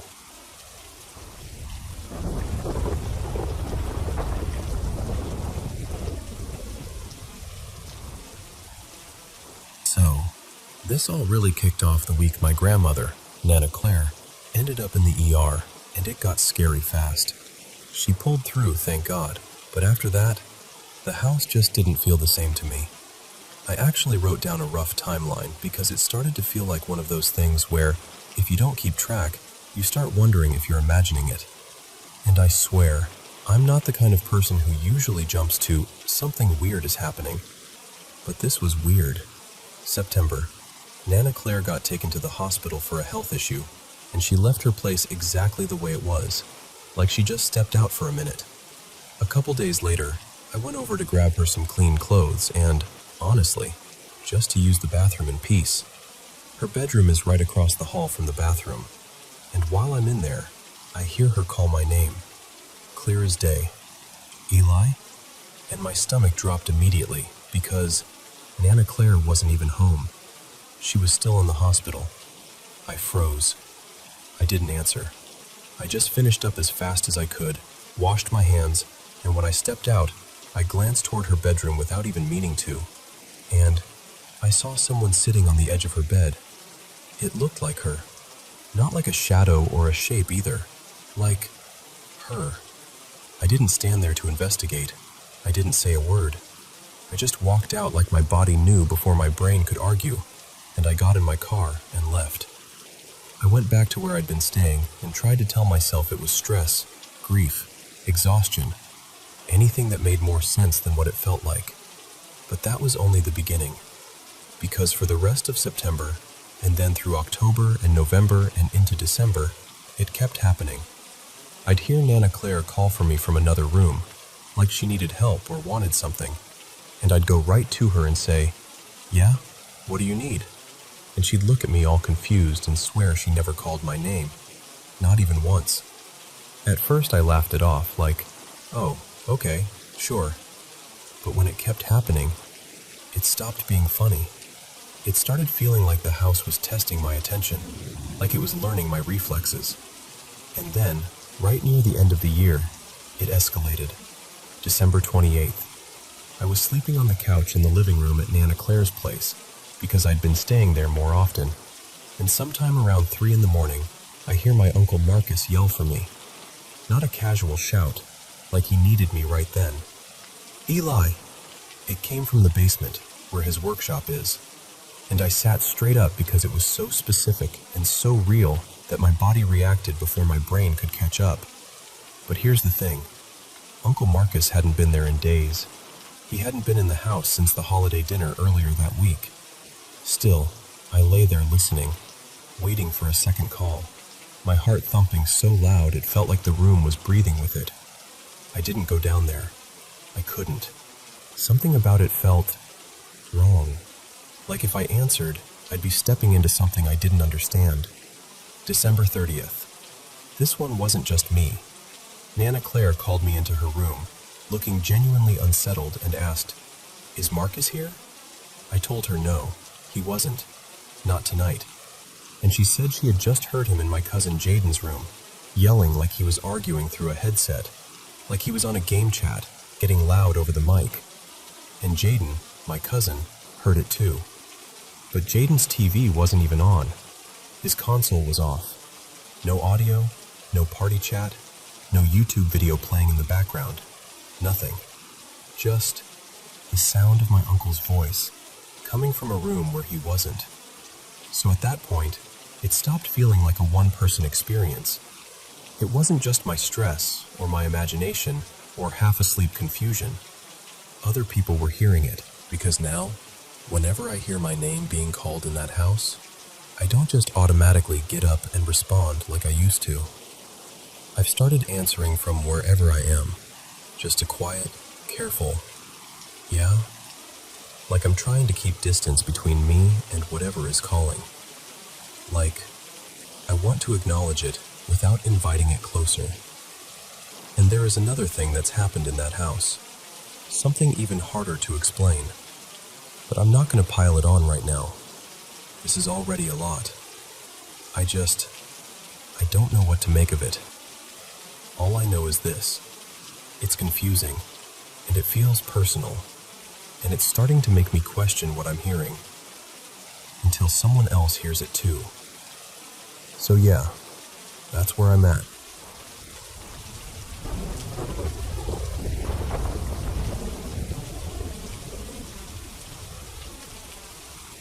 So, I've told a few friends and some family about this, and I swear, everyone kind of smiles and nods like they're listening, but it always feels like they don't really believe me. And I get it. It sounds weird, but it happened, and it's stayed with me ever since. I'm going to keep the exact place vague, because it was a church summer camp, Methodist, I think, and honestly, it meant a lot to me. It was one of those places you carry in your heart, you know? So many goofy laughs, late-night talks, dumb camp games, just the best kind of memories. That's part of why this throws me off so much. It didn't fit the feeling of the place at all. This was back in the summer of 2008, when I was starting high school. Me and my younger brother Eli went every year for a week. It was way up north in this tiny little town. There was a lake there that always felt calm, like glass in the mornings. Just a few lake houses scattered around, and then the camp tucked into the trees. Quiet, peaceful. The kind of quiet that usually feels safe. We'd already been a couple summers before, back when I was in middle school, and nothing had ever been even remotely off. So when we got there that first day, it was totally normal. We met our cabin group, did the usual awkward introductions, picked bunks, tried to remember everybody's names, all of that. But then, that night happened. I remember waking up in the cabin for no obvious reason. Everything was still. Everyone else was asleep. All I could hear was the low whir of those cheap box fans they always had going, and the little ticking of a clock on the shelf. It was humid in there, that sticky kind of summer heat where the air feels thick. I must have drifted back off, because the next thing I remember, I woke up again. This time I was facing the wall, and I don't know why, but something in me was instantly alert, like my body knew I wasn't alone before my brain caught up. I turned over, and there it was. A silhouette, just the dark shape of a person standing near the end of my bunk. It looked like a man, and I could see what looked like a brimmed hat. Not like a baseball cap, more like an old-fashioned hat shape. The thing that messed with me the most is how solid it looked. It wasn't just dark. It was darker than the darkness around it, like it was cut out of the room itself. And it was tall, about as tall as the top bunk. I remember freezing so hard I felt like I couldn't even breathe right. Like if I moved too much, it would know.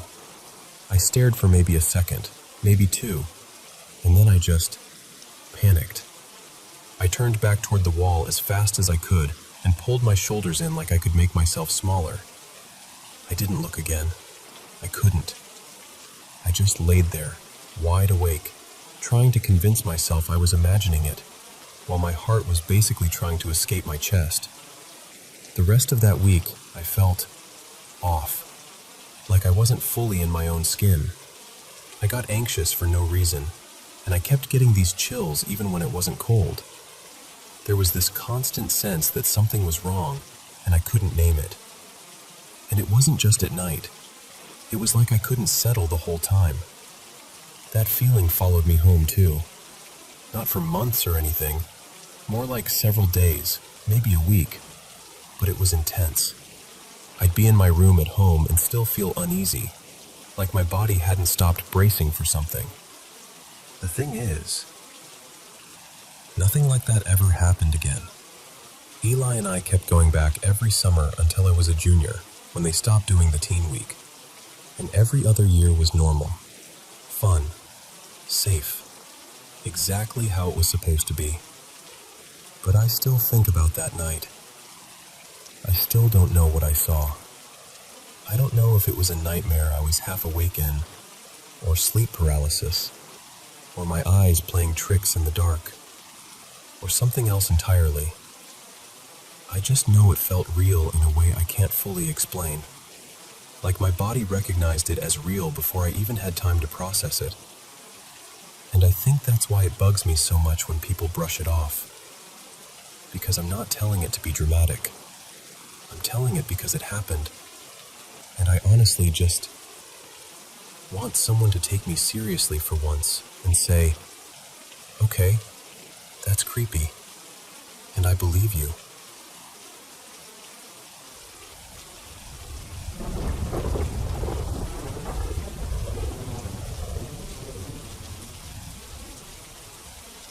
Welcome back to the Paranormal M channel. Still having trouble sleeping? Don't worry. I'm here to share paranormal stories from around the world and hopefully help you drift off a little easier tonight. Thanks for sending in your experiences. Drop a comment below and let us know how these stories made you feel, or share your own.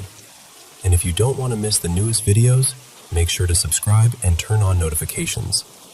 So, are you ready? Put on your headphones, switch on your nightlight, get comfy in bed, and let's begin. You know, people usually talk about the hungry ghost realm, Preta, all that, as if it's some spooky punishment that happens after you die. But the older I get, the more it feels less like mythology, and more like a really familiar headspace people slip into while they're still alive. Not loudly, not dramatically, just quietly, almost politely. It's that state where you keep wanting things, but nothing really satisfies you for long. Even when something genuinely good happens, something you would have sworn would make you feel settled, there's no real sense of arrival. The mind just pivots. It reaches for the next thing before the last one even has time to land. Because normally, wanting is supposed to have an ending. You eat, and the hunger stops. You finish a project, and there's a pause. Your system is meant to exhale for a moment before it leans forward again. But in this state, the exhale never comes. You get what you wanted, and instead of feeling full, there's this low-grade restlessness, like a motor that never switches off. It's as if the mind forgot how to stop tilting toward the future. And honestly, the old image of the hungry ghost, big belly, tiny throat, makes more sense to me now than it ever did as a kid. Because there's no shortage of input. News, music, apps, messages, options, invitations, goals. It's endless. but somehow, so little of it actually nourishes you. Life keeps tapping the surface without feeding anything deeper. I catch it in myself in small, almost embarrassing ways. I'll finish something I cared about, like putting the final line on a piece of writing, or having one of those conversations that feels real and human. And instead of letting myself feel it, I'm already scanning for the next hit of meaning. Next task, next plan, next idea. There's no gentle inner voice that says, "That was enough. You can rest now." It's just movement. Forward, forward, forward. And the weirdest part is, nothing is actually missing in those moments. I'm not in crisis. I'm not deprived. On paper, things are fine. But it still feels like something is missing. Like there's an emptiness that doesn't match reality. That mismatch is what gets me. There's this teaching that hungry ghosts look at clean water and see it as fire, or as something filthy. And to me, that isn't about monsters. It's about how perception warps when the mind is trapped in scarcity. Even good things don't feel safe to enjoy. A calm afternoon starts to feel like I'm wasting time. A good experience starts to feel like it's already slipping away. Gratitude gets replaced by comparison before I even notice it happening. It's like my mind keeps asking, "Okay, but what's next? What's better? What if this doesn't last?" And I don't think that comes from being greedy or selfish. Not really. It feels more like forgetting how to let experiences land in the body. The mind stays busy, but the nervous system never actually settles. Like I'm living 2 inches above my own life. The one thing that seems to interrupt it, at least for me, is generosity. Not some grand, heroic thing. More like giving someone my full attention, helping in a small way, sharing time, offering something without keeping score. No hidden trade. No quiet expectation that it'll come back around. When I do that, even briefly, something unclenches. The constant reaching stops for a second. Not in a fireworks way, not like a spiritual high. More like a plain human feeling of, "Oh, this is okay. Right now is okay." The hunger eases, just enough to notice what it feels like to be here. So when I think about the hungry ghost realm now, I don't picture flames or creepy figures. I picture something painfully ordinary. A human mind always leaning forward, rarely arriving. And the way out seems less about getting more, and more about finally letting something, anything, be enough.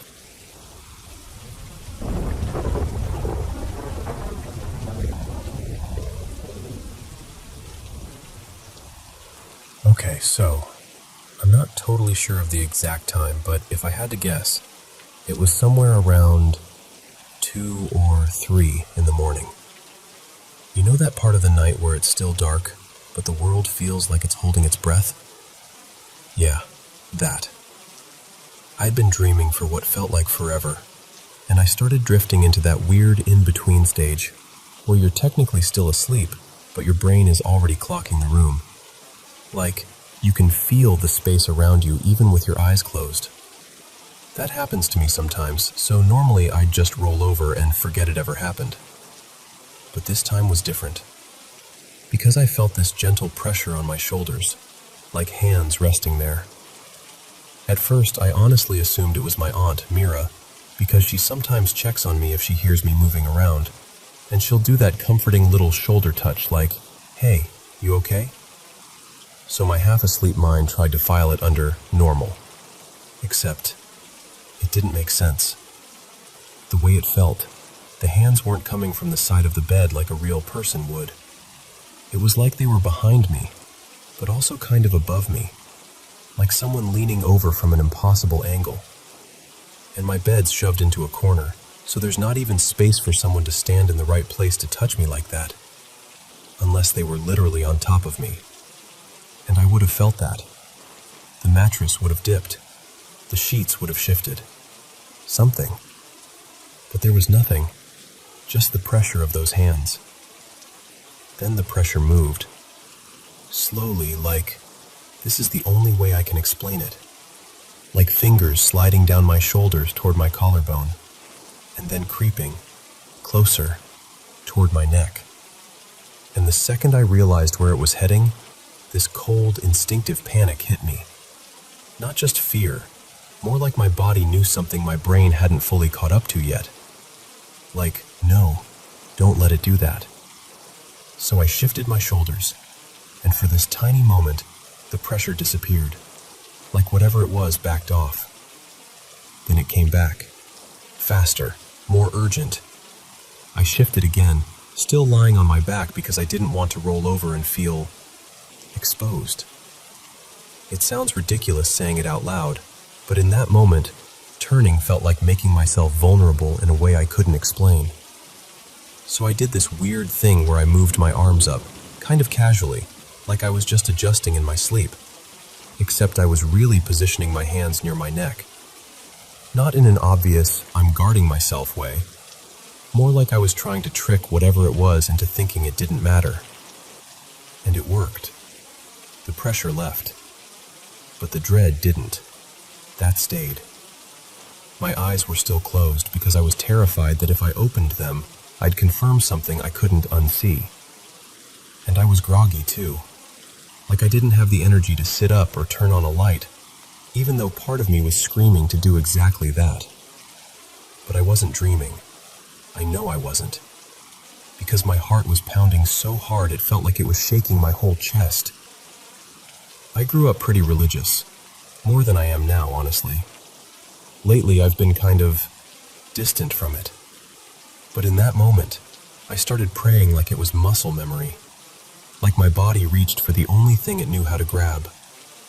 And then I noticed my limbs were getting numb. My arms first, and then... This detail is so weird, but I remember it clearly. My right big toe started tingling like it was falling asleep.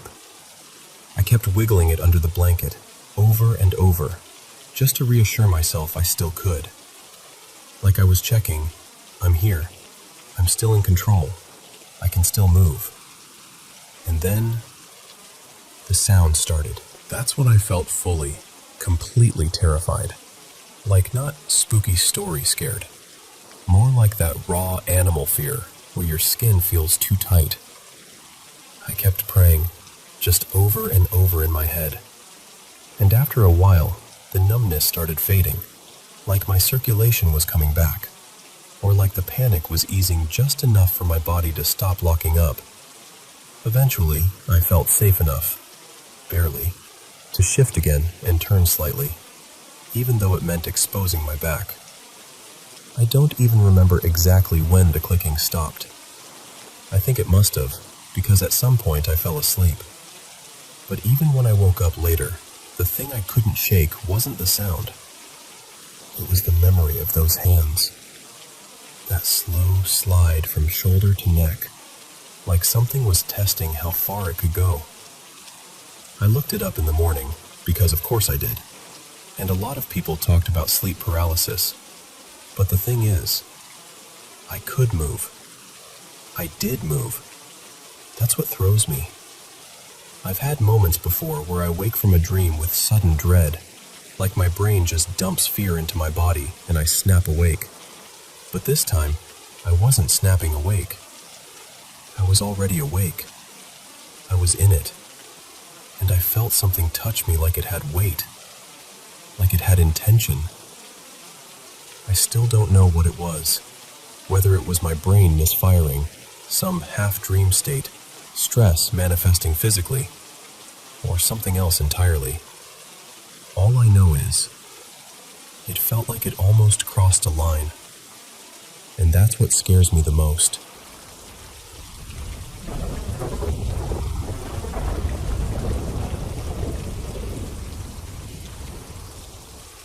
So, let me take you back about 15, 16 years.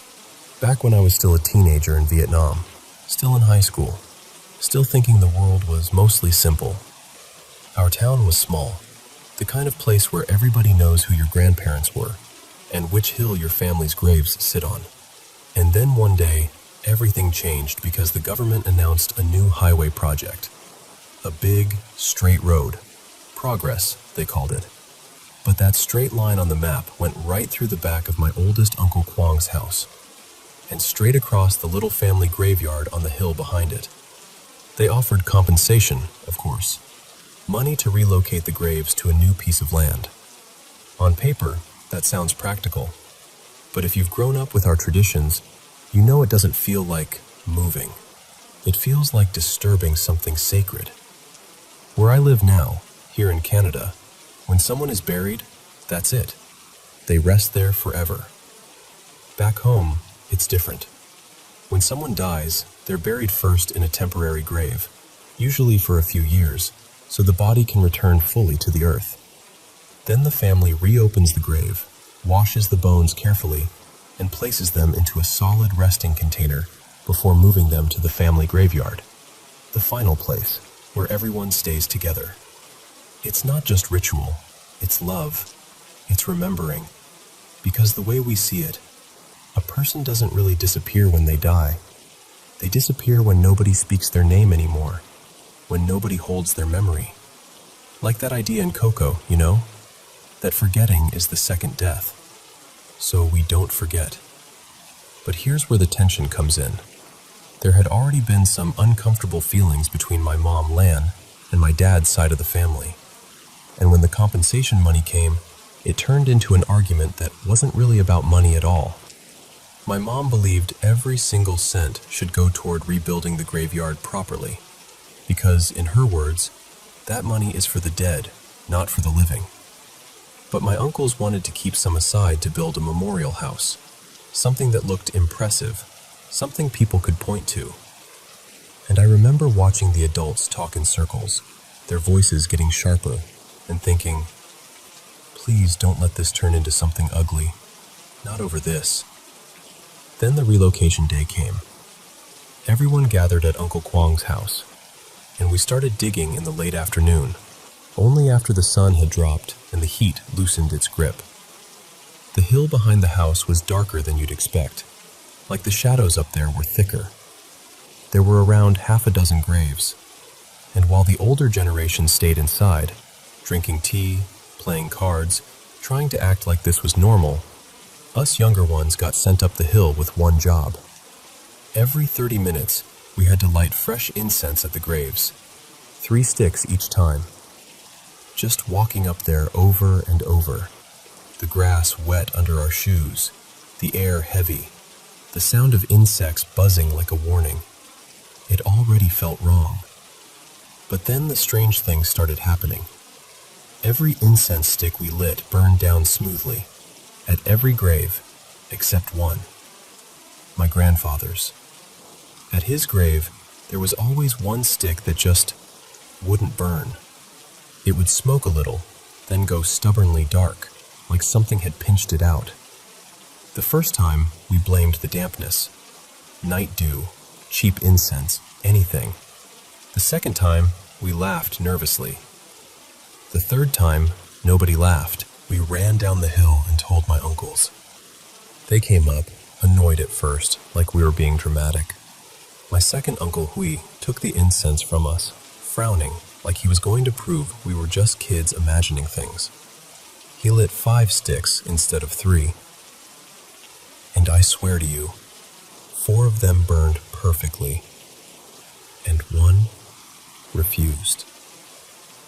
Just 1, like it was making sure we understood. Everyone went quiet, the kind of quiet where even your breathing feels too loud. Because in our beliefs, that's not random. That's not weather. That's a warning. By the time we reached the part where we had to move the remains, it was almost 4 in the morning. A truck arrived, old, loud, its headlights cutting through the dark like knives. We had to move everything during a very specific auspicious hour that a feng shui master had calculated. So we didn't have the luxury of stopping, even though the air felt wrong. We carried the containers one by one onto the truck. First, the eldest ancestors, then my grandfather, then my uncle's late wife. And here's a detail that always made my skin prickle. Uncle Kwong had been married twice. His first wife had died young. People whispered it was from a freak lightning strike while she was working outside during a sudden storm. Whether that story got exaggerated over the years, I don't know, but everyone believed it. When it was time for the final container, his second wife, 2 cousins showed up late, rushing, apologizing, acting like the clock didn't matter. They were assigned to carry her container to the truck. There was a straight, easy path from the back of the house to where the truck was parked. But for some reason, they didn't take it. They went the long way, looping behind the house, cutting around like they were avoiding something. I still see it like a photograph. I was standing on the back of the truck, bracing myself with one hand on the metal rail. The container came up toward me, and I reached out to steady it. And then, clack. Something dropped onto the truck bed. Not a tool, not gravel. A sound like dry pieces tapping wood. We shone our flashlights down, and there, scattered on the truck floor like someone had spilled them, were bones. My aunt's bones. The container had cracked at one bottom corner, and in that moment, every hair on my arms lifted, because all I could think was, that incense wasn't being dramatic. Grandpa was trying to stop us. Everything after that became chaos. We retraced the exact route my cousins had taken, scanning the ground with flashlights, calling out like we could somehow apologize loudly enough. We found more bones along the way, some in the grass, some near the back steps. We went back to the grave itself and searched beneath where the container had been sitting. Then someone ran to buy a new container. Faster, faster, because we still had to make the auspicious hour. We gathered every piece we could find and transferred the bones carefully, hands trembling, movements gentle like we were touching a sleeping baby. We made it, technically. We moved her remains into the new family graveyard on time. But it didn't feel finished. It felt incomplete. Not long after, my mom went to see a spirit medium. And look, I'm not here to tell you every medium is real, or that you should believe everything you hear. I'm cautious about that too. The medium told my mom something chilling. The crack in that container wasn't new. It hadn't happened during the move. Later, when we looked at the broken pieces left behind, you could actually see it. Green moss along the edges of the crack, like water had been leaking through it for a long time. Then the medium, speaking as if it was my aunt, said water had damaged part of her remains, and that one small bone from a finger had completely broken down. But that wasn't the worst part. Through the medium's gestures, my aunt pointed to her spine and insisted a section of backbone was still missing. My mom called Uncle Hui immediately. He didn't believe her. He and my mom were still in conflict, still holding on to pride like it was armor. But that same night, something happened that made it hard for anyone to dismiss. My aunt's son-in-law, let's call him Min, was preparing to leave early the next morning for a work trip. Around 3 a.m, he had the same dream 3 times in a row. In the dream, my aunt appeared and said, "You cannot go tomorrow. I'm dirty. I'm missing bones. Come back and help me find them." And that word, dirty, hit hard because it was true in the most practical way. We hadn't had time to do the full traditional washing of the bones with the special herb-boiled water. Everything had been rushed to meet that feng shui hour. Min woke up shaken and called Uncle Hui around 3:30 a.m., telling him everything. So the next day, we gathered again at Uncle Kwong's house. In this is the part I always pause on, because even now, I don't know how to explain it without sounding like I'm trying to convince you.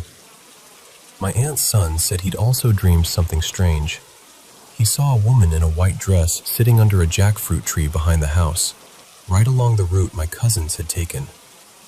We all walked out there together, quiet, uneasy, like a group of people entering a room they didn't want to enter.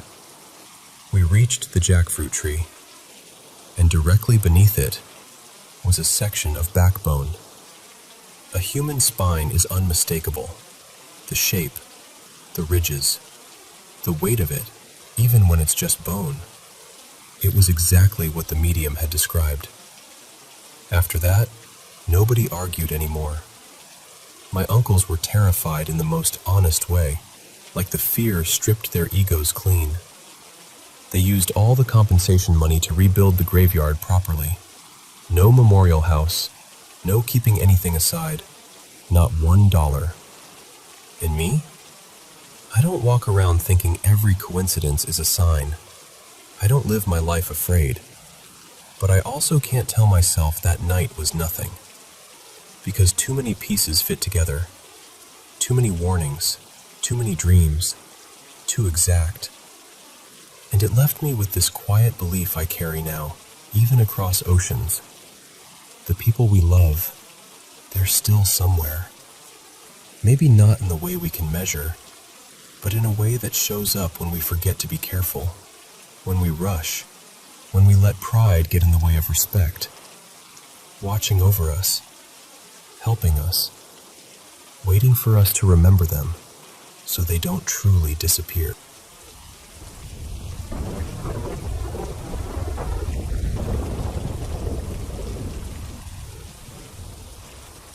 Okay, so I have to tell you about last night, because it was genuinely one of the strangest experiences I've ever had, and I can't stop replaying it in my head.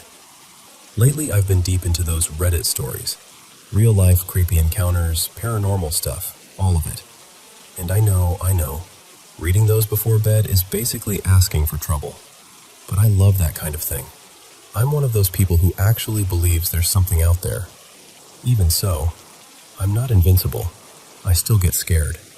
So it's around 10:10 p.m. when I finally plug my phone in, turn off the lights, and climb into bed. And immediately my brain starts doing that thing it always does, jumping between random thoughts and the scary stories I'd read. Normally, I can knock out pretty fast, but that night, no chance. I just had this heavy, uneasy feeling, like my room wasn't as familiar as it usually is. I pulled the blanket up over myself like I was trying to hide from my own imagination, but it got warm fast, like uncomfortably warm, and the air felt thick. I remember leaving this little gap near my face just so I could breathe easier. And that's when it started. At first, I thought maybe I was just restless. But no, my body started moving in a way that didn't feel like me choosing it. Like my hands were doing these little motions on their own. And then it turned into full-on dance movements, while I'm literally lying in bed. And listen, this is the part that makes it extra weird. I'm a big fan of this dance group I've been obsessed with lately, and I know their choreography really well. My hands and arms started doing pieces of that choreo, like my body was practicing without permission. I didn't even want to move. I was tired. I just wanted to sleep. But it felt like something inside me had the steering wheel, and I was just watching. It lasted maybe 5 or 6 minutes, and when it stopped, I just froze. I pulled the blanket back up and tried to breathe normally, tried to calm myself down, told myself, okay, that was just a weird nervous thing. You're fine. But then, about half an hour later, it happened again. Only this time, it wasn't just that one choreography. It was like my body was flipping through dance trends at random. Bits of moves I recognized from different songs, different challenges, like, why are you doing this right now? Kind of stuff. My fingers were twitching, my arms were moving in patterns, and I swear I was fighting to stay still. I felt exhausted, like my body was spending energy I didn't give it permission to spend. And then, on top of all that, I started hearing this sound, a soft whistle. Not loud, not dramatic, just faint, like it was somewhere in the room but not close enough to pinpoint. It happened for a few seconds, stopped, started again, like someone testing it. and then it just cut out completely. I remember staring into the dark after that, holding my breath, waiting for it to happen again. I stayed awake for almost 2 hours, just lying there with that tight feeling in my chest, trying to convince myself I was okay. Eventually, somehow, I fell asleep, but the whole night had this wrong feeling to it, like the air itself was off. And the creepiest part is, it didn't feel like I was imagining it.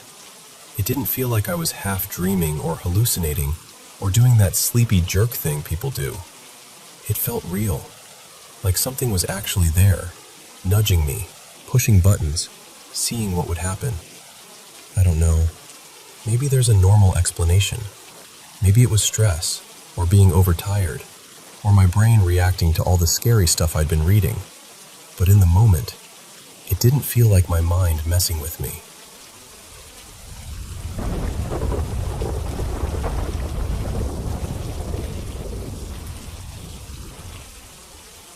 Hey, so I want to tell you something that's been sitting heavy on my chest for years now.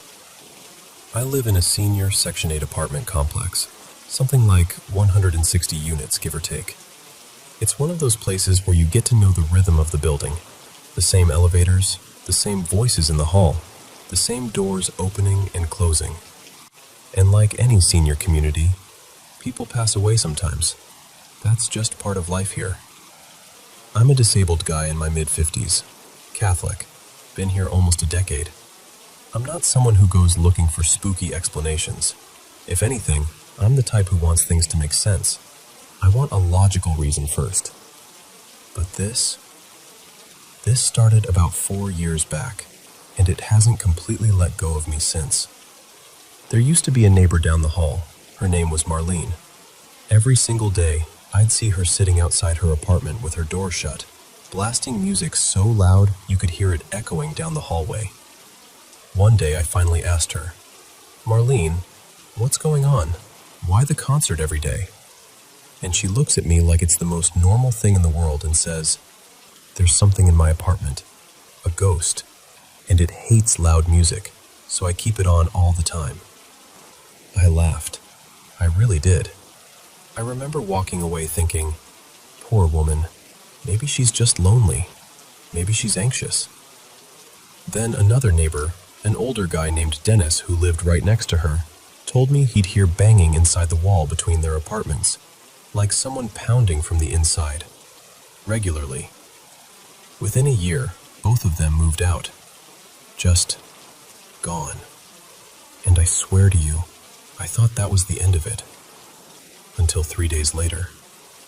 Because that's when I started hearing footsteps in my apartment. Not in the hallway, not upstairs.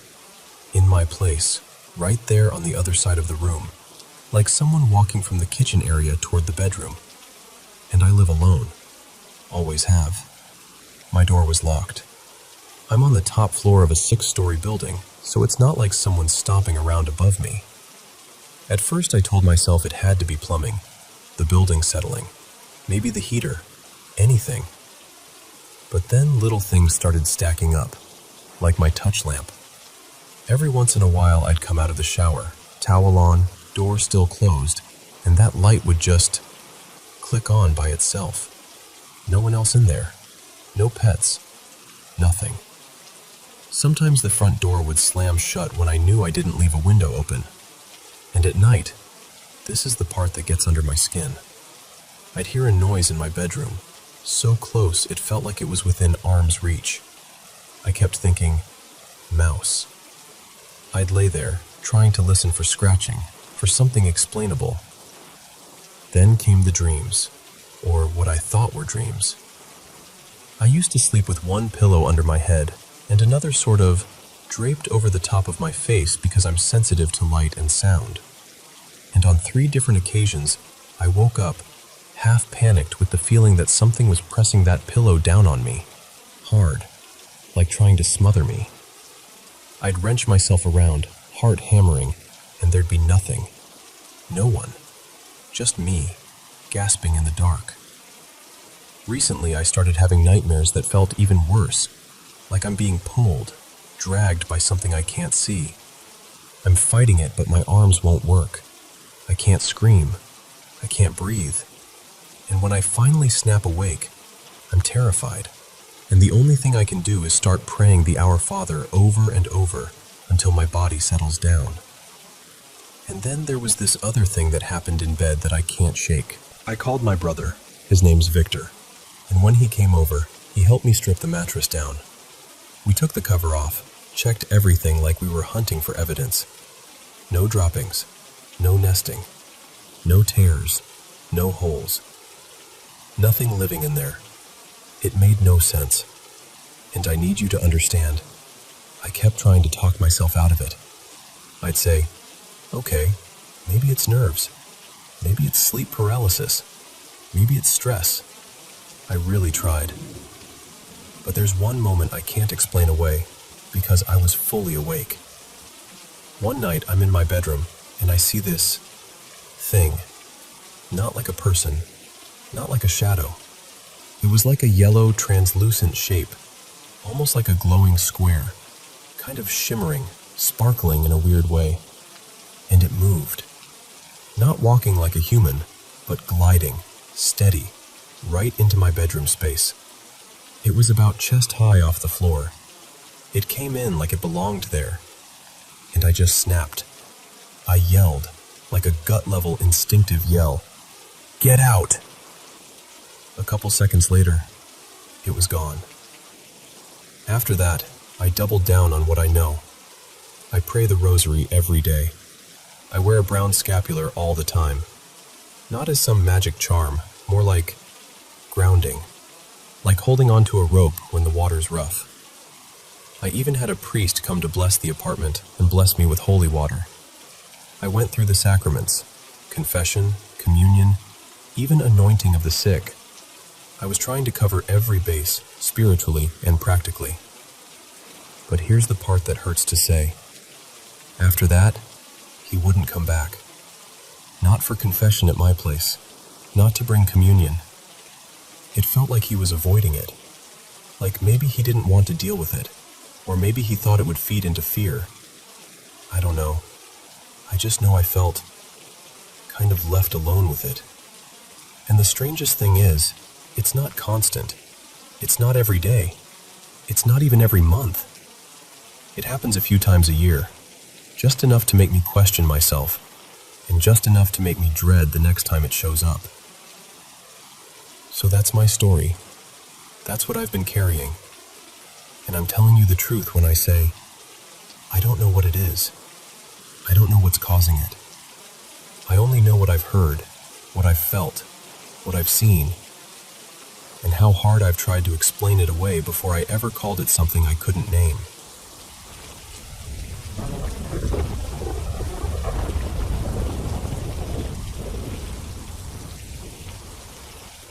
So, last winter, I was packing up to spend the holidays at my parents' place, and I was actually excited in that quiet, adult way, because my sister Mara and I are both in our 30s now, and we don't get those easy, casual hangouts like we used to.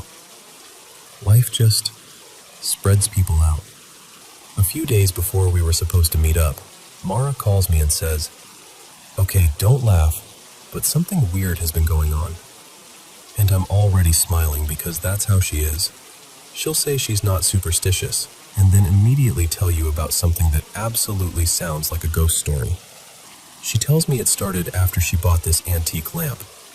Not like a cute, normal thrift store lamp either. She found it at this little secondhand shop tucked between a laundromat and a bakery. One of those places that smells like old books and dust and someone's perfume from another decade. And she said the second she saw it, she just had to have it. Like it reached out and grabbed her attention. It was pricey for a lamp, but the shop owner told her it was from around the mid-century era, like 1950s-ish, and collector-worthy. The part that stuck with me was this. The cord was damaged. Not frayed, not worn. Missing. Like someone had ripped a chunk of it clean off. Mara brought it home anyway. And then the weirdness started. The first story she told me, this one felt small, but it got under my skin. She said one night she'd finally gotten her apartment calm and clean. Her son, he was about 4 at the time, had gone down, and she'd done the whole routine. Toys picked up, lights dim, the "please let the night be easy" kind of quiet that parents know. She's on the phone with her best friend, standing in the hallway, and their cat, this lazy, clingy cat named Juniper, is lounging on the bed nearby. And suddenly Juniper bolts upright and stares hard at the doorway like something just walked past. Mara's like, "What is your problem?" Because Juniper usually scratches at the door if she wants out. But instead, the cat just watches. Mara opens the door, and right there on the floor is one of her kids' toys. One of those little plastic figures that absolutely does not roll or slide easily, like it had been placed there. She checks the bedroom. Her kid is asleep, out cold. No sleepwalking, no sneaky little footsteps. And she swears she didn't leave the toy there. Then she tells me about the music box. This is the one that made her voice go tight, like she hated even saying it out loud. She said she was home alone one afternoon, and the kid's music box, something that normally had to be wound up, just started playing. Soft and tinny, that creepy, sweet lullaby sound. She didn't even go to it right away. She just stood there, frozen, listening, trying to convince herself there had to be some explanation. And then she grabbed her phone and recorded it because she was so freaked out she needed proof that she wasn't imagining it. When she showed me the video later, I could hear it. She's trying to sound calm, but her voice has that shaky edge people get when they're holding back tears. And she said it didn't happen once. It happened multiple times. So then the holidays come, and we're both at my parents' house, back in our childhood orbit, the same creaky stairs, the same familiar smell of coffee and pine and laundry detergent. One night, after everyone's gone to bed, Mara and I do what we always used to do. We stay up too late. We're downstairs, lights low. The game is doing its thing. Whispers, shadows, that slow building panic. And Mara starts talking about the lamp again. She's half laughing, half serious, and she goes, "I know how it sounds, but I think it's like a kid. I think something's attached to it, like a child."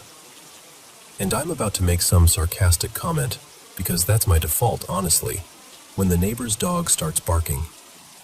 Not normal barking, like violent, angry barking. The kind of barking that says, "Something is here." And it's around 1 in the morning on this dead quiet road, so it's immediately unsettling. And then I feel it. I don't even know how to describe it without sounding ridiculous, but it felt like a faint gust of air moved past me, like someone brushed by my shoulder, except there was no one there. And seconds later, from the corner of the room, a toy starts playing. This little musical toy my mom kept in a toy box for when the grandkids visited. It wasn't sitting on top. It wasn't balanced on the edge. It was buried under other stuff at the bottom of the chest. Nothing bumped it. Nobody touched it. It just started. That bright, cheerful little tune spilling into the room like it belonged there, like it was normal, like the game wasn't already making our nerves raw. I remember pausing and doing this quick scan of the basement, like my brain was desperately searching for a person to blame it on. Like maybe my dad was messing with us. Maybe my mom was upstairs with some remote-controlled prank device. Anything. But the room was empty. Mara's face crumples instantly. She starts crying, quiet at first, then full on. And she just says, "See? I told you. I told you." And here's the part I'm not proud of. I didn't wrap my arms around her. I didn't say, "That must feel terrifying." I didn't sit with her in it. I did the opposite. I did what skeptics do when they're scared. I acted like nothing happened. I went, "It's fine. We're just on edge because of the game." And I kept playing like if I didn't acknowledge it, it couldn't be real. Eventually, I convinced her to go to bed, and we turned everything off, and the house went quiet again. But it was a different kind of quiet after that. The kind where you're listening. Looking back now, I wish I'd been gentler. I wish I'd treated her fear like something worthy of care instead of something to talk her out of. Because here's the truth. The rational part of me still wants to roll its eyes. The lamp, the kids' toys, the music boxes. It sounds like a story that knows how to be spooky. But that night, the dog, the cold little rush of air, that toy starting up from the bottom of the chest, that part wasn't secondhand. That part happened to me too. Mara got rid of the lamp not long after that. Donated it, tossed it. I'm not even sure. She just wanted it gone. And as far as I know, the strange stuff stopped after that. We barely talk about it now. Like we both put it in a mental box labeled "Nope" and shoved it onto a high shelf. But lately I've been thinking, maybe we should talk about it. Not because I suddenly believe in hauntings, but because I think my need to be the practical one sometimes blocks me from really meeting people where they are. And I don't know. I'm still a skeptic. I probably always will be. But I also can't fully shake the feeling that something heard us talking that night and decided to answer.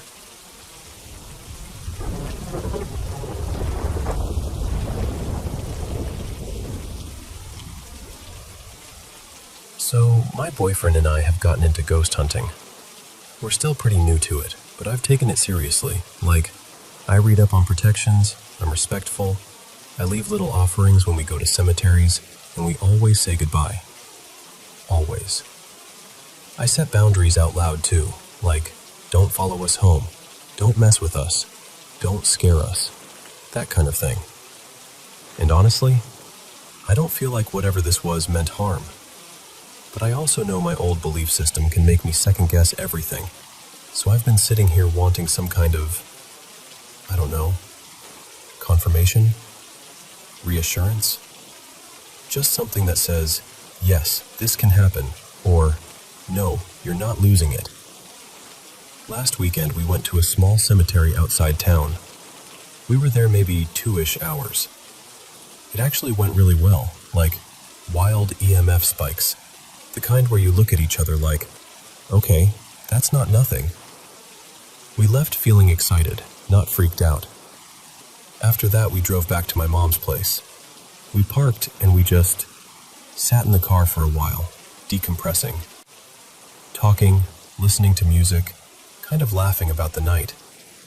We shared a couple little swigs of whiskey, nothing crazy. I wasn't drunk. I wish I could tell myself I was. It would be so convenient. But I wasn't messed up, and neither was he. It's late, around 12:45, maybe closer to 1 a.m., and we finally decide to go inside. My mom's house is in this tiny young town, and there's this dead-end side street, more like an alley, that meets the main highway at a curve. There's a streetlight right where that alley opens to the road. No buses, no public transportation, no people wandering around, and we don't really have a homeless population here. It's quiet. We get out of the car. I step out from the driver's side and walk around the back to meet my boyfriend on the passenger side. And the second my feet hit the ground, I see him. A man. Right under the streetlight, near the mouth of that alley. And I swear to you, he wasn't just a guy in dark clothes. He looked like a solid black shape, like someone had cut the outline of a person out of night itself and placed it there. No face, no features, no eyes, nothing reflective, just black, dense, real. He looked like he had on a hooded cloak, but it didn't drag on the ground, more like it fell to somewhere around his calves. And he was standing so still, facing us, like he'd been waiting for us to notice him. As I'm walking, I start whispering, "Babe, look, look." But my voice barely comes out. It's like my throat forgot how to work. And this is the part that makes me feel crazy even saying it out loud. In my head, I kept thinking, hey, hey, like I was trying to get his attention without speaking. And it felt like something answered back, not with words, not like a voice, but like that same, hey, coming right back at me. Like a quiet back and forth in my mind for a few seconds. Not scary exactly, just heavy, ominous. Like being watched by something that's calm but powerful. Meanwhile, my boyfriend isn't reacting to what I'm seeing at all. Like, he's not even looking that direction. But then he tenses up and goes, "Did you hear that?" And I'm like, "Hear what?" He said he heard footsteps, clear as day, walking fast on the pavement. I heard nothing. Not one step. Not a crunch of gravel. Nothing. But my boyfriend is suddenly alert, like real-world alert, and he says, "Get the gun." That snapped me back into my body, you know? Like, oh, we might be in danger. Because from his perspective, there's someone close by in a dead-end alley at 1 a.m. So I reach into the glove box, grab his gun, and the moment I turn back around, the man is across the street. He's standing near a road sign, like he's waiting at a bus stop, which is ridiculous because there is no bus stop. And he's not even on the sidewalk. He's in the grass, like someone's literal front yard, staring at us. And it wasn't like he walked over there while I wasn't paying attention. It was instant. The shift was so fast my brain didn't know where to file it. Here's the thing that messes with me the most. I saw him in the alley first. I know I did. My boyfriend says he never saw anything in the alley at all. Not even a shadow. Not even movement. He only saw him across the street by the sign. But at the exact moment I'm seeing this cloaked black figure under the streetlight, my boyfriend is hearing footsteps coming from that direction. So it's like we were both getting the same encounter, but through different senses, different angles. I don't know how else to explain it. We go inside, and of course, when we look back out, he's gone. Just completely gone. I checked windows, like every single one, because I needed to see where he went. There was nowhere he could have disappeared to that quickly without us seeing him walk off. And the whole time, I'm not shaking or panicking. I'm just aware. Like my body understood something before my brain did. It was very pay attention, very this matters. If I had to guess height, he wasn't freakishly tall. Maybe around 5'10" or so. Built like an older man. Strong presence. The kind of presence that makes you feel small without doing anything at all. I keep wondering if it was connected to the cemetery, like some kind of guardian energy, or a spirit that followed just far enough to make itself known. Or maybe it wasn't from there at all. My mom's house used to belong to a man named Gerald, an old pharmacist who passed away years ago. And the neighbors talk about their father, an attorney named Thomas, who died not that long back. So there's history here. There are names. There are people who've lived and died around this area. And I'm not trying to turn this into a dramatic shadow man story or whatever. I'm honestly telling you because I don't have anyone to talk to about it who won't either laugh or immediately jump to demon. I just want someone to tell me what they think. Because two people saw the same thing, just not the same way. And I can't stop seeing that solid black figure under the streetlight, staring at us like he'd been there the whole time, waiting for the exact second we stepped out of the car.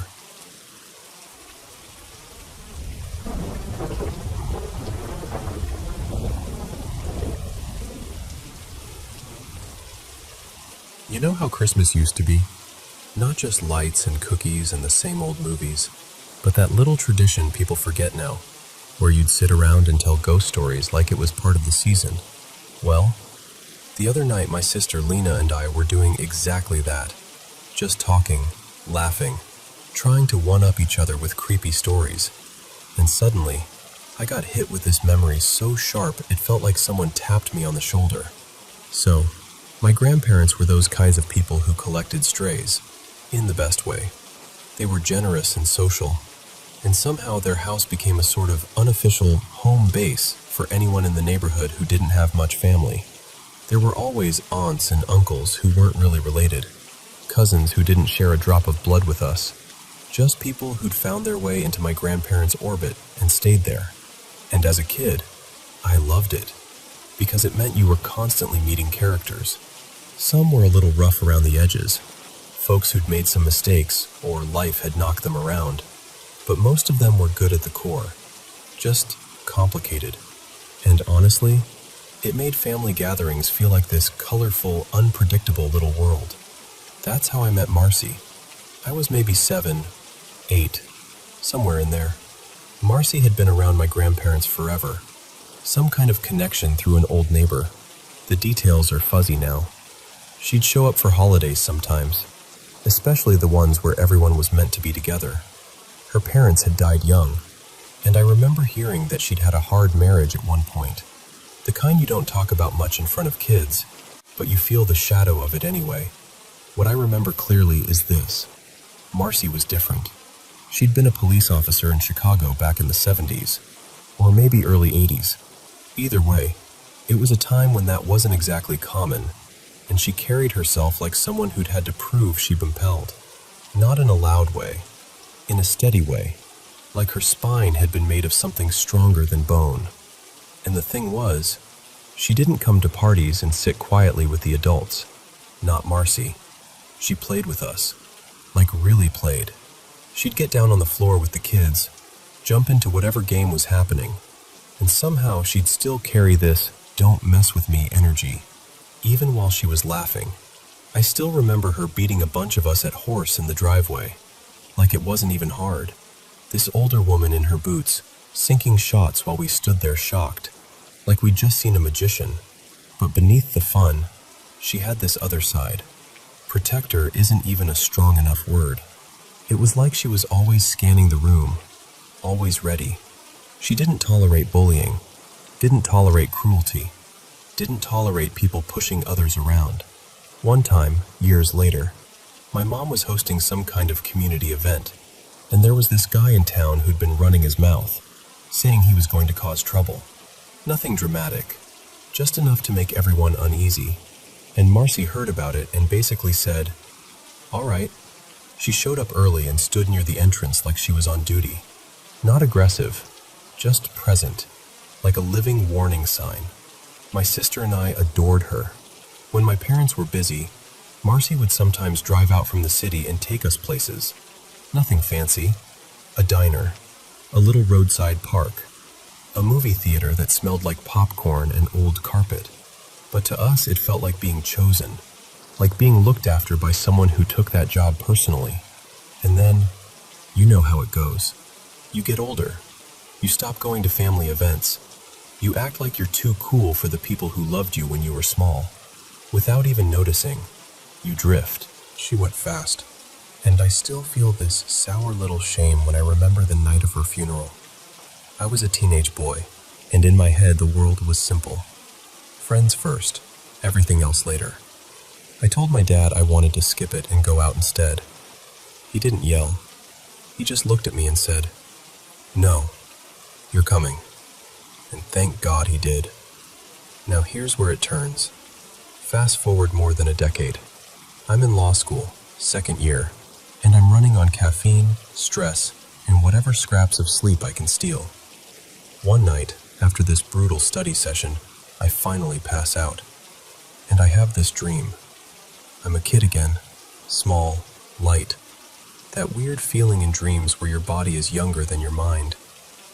I'm sitting on the living room floor at my parents' house, and everything looks exactly like it did back then. Same furniture, same lamp, even the faint, cozy glow you only get from Christmas lights in a dark room. My grandmother is there, and my great-aunt too. They're sitting like they're waiting for something, calm as can be. No fear, no tension, just stillness. Then the room shifts, like the camera in my head slowly turns, and on the other side of the room is Marcy. I hadn't thought about her in years. Not really. Not in any deep way. But there she was, clear as day. Solid. Real. She looked at me, stared at me, and said just one thing. I have to go now. That's it. No explanation, no smile, no drama. Just that, like a statement of fact. And I woke up instantly. I mean instantly, like I'd been yanked out of sleep. And I was drenched. I'm not exaggerating. My shirt, the sheets, sweat everywhere, like I'd run a mile. My heart was hammering so hard I could feel it in my throat. And I didn't fall back asleep. Not even close. I've turned it over in my head 1,000 times since then. I don't know what that was. I don't know if it meant anything, or if stress and memory and grief just combined into something my brain needed to show me. But I'll tell you this. The feeling I woke up with wasn't random. It was certainty. Like she'd been there for a reason. Like she'd been watching the way she always did. Quiet, ready, protective. And whatever it was, whatever she'd been holding back, keeping away, guarding me from, it was done. Her work was finished. And she had to go.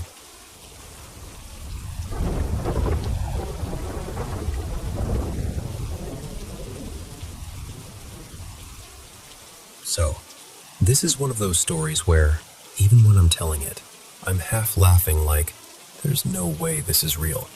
And the other half of me is getting chills just remembering it. It started when I was little, like little. My mom took me to a wedding in my hometown, and it was held at this old place everyone in the area whispered about. Not spooky vibes haunted, known haunted. I swear people said a bunch of folks had died there years back, but the number always changes depending on who's telling it, so I don't even want to pretend I know the truth. What I do know is, the air in that house felt heavy, like it had been holding its breath for 100 years. Anyway, at some point I wanted to change my dress, because I was a kid and I spilled something on it, obviously, so my mom brought me upstairs to one of the bedrooms to help me. We're standing there, just the two of us, and out of nowhere, something on the shelf next to us just launches off. Not slides, not tips. It flew like it was swatted. My mom immediately snapped at me, like, "You need to be more careful." And I'm sitting there wide-eyed, like, "Mom, I didn't even touch it." I remember being so upset because she thought I was lying. Years later, when she learned more about that house's reputation, she admitted she believes me now. And honestly, that was just the opening scene. Not long after that, in the house we lived in when I was growing up, I started hearing kids in my room. Like, children playing, laughing, the whole thing. It wasn't faint either. Sometimes it sounded like there were a handful of them right there on the other side of my walls. Like my room was attached to a playground I couldn't see. One night still sticks with me more than anything. I woke up and I could hear this old-timey music, like a record player spinning, and I heard kids giggling. And then, this is the part that makes my stomach flip. Even through the sleep fog, I felt this sudden shift, like they realized I was awake. The laughing stopped and I heard shh noises, like they were trying to be quiet because they'd been caught. When we moved out, my parents told me something they'd never mentioned before. Before I was born, they had a roommate. His name was Marcus, I think. And he woke up one night and saw 2 children at the foot of his bed, shaking it like they were trying to wake him up. So yeah, that was my childhood. Just casual ghost children. Fast forward, I'm 26 now, and I live in a totally different state. And I remember thinking when I moved, okay, new place, fresh energy, no creepy history. I'm grown. I'll be fine. And for a minute, I was fine. Then weird stuff started again.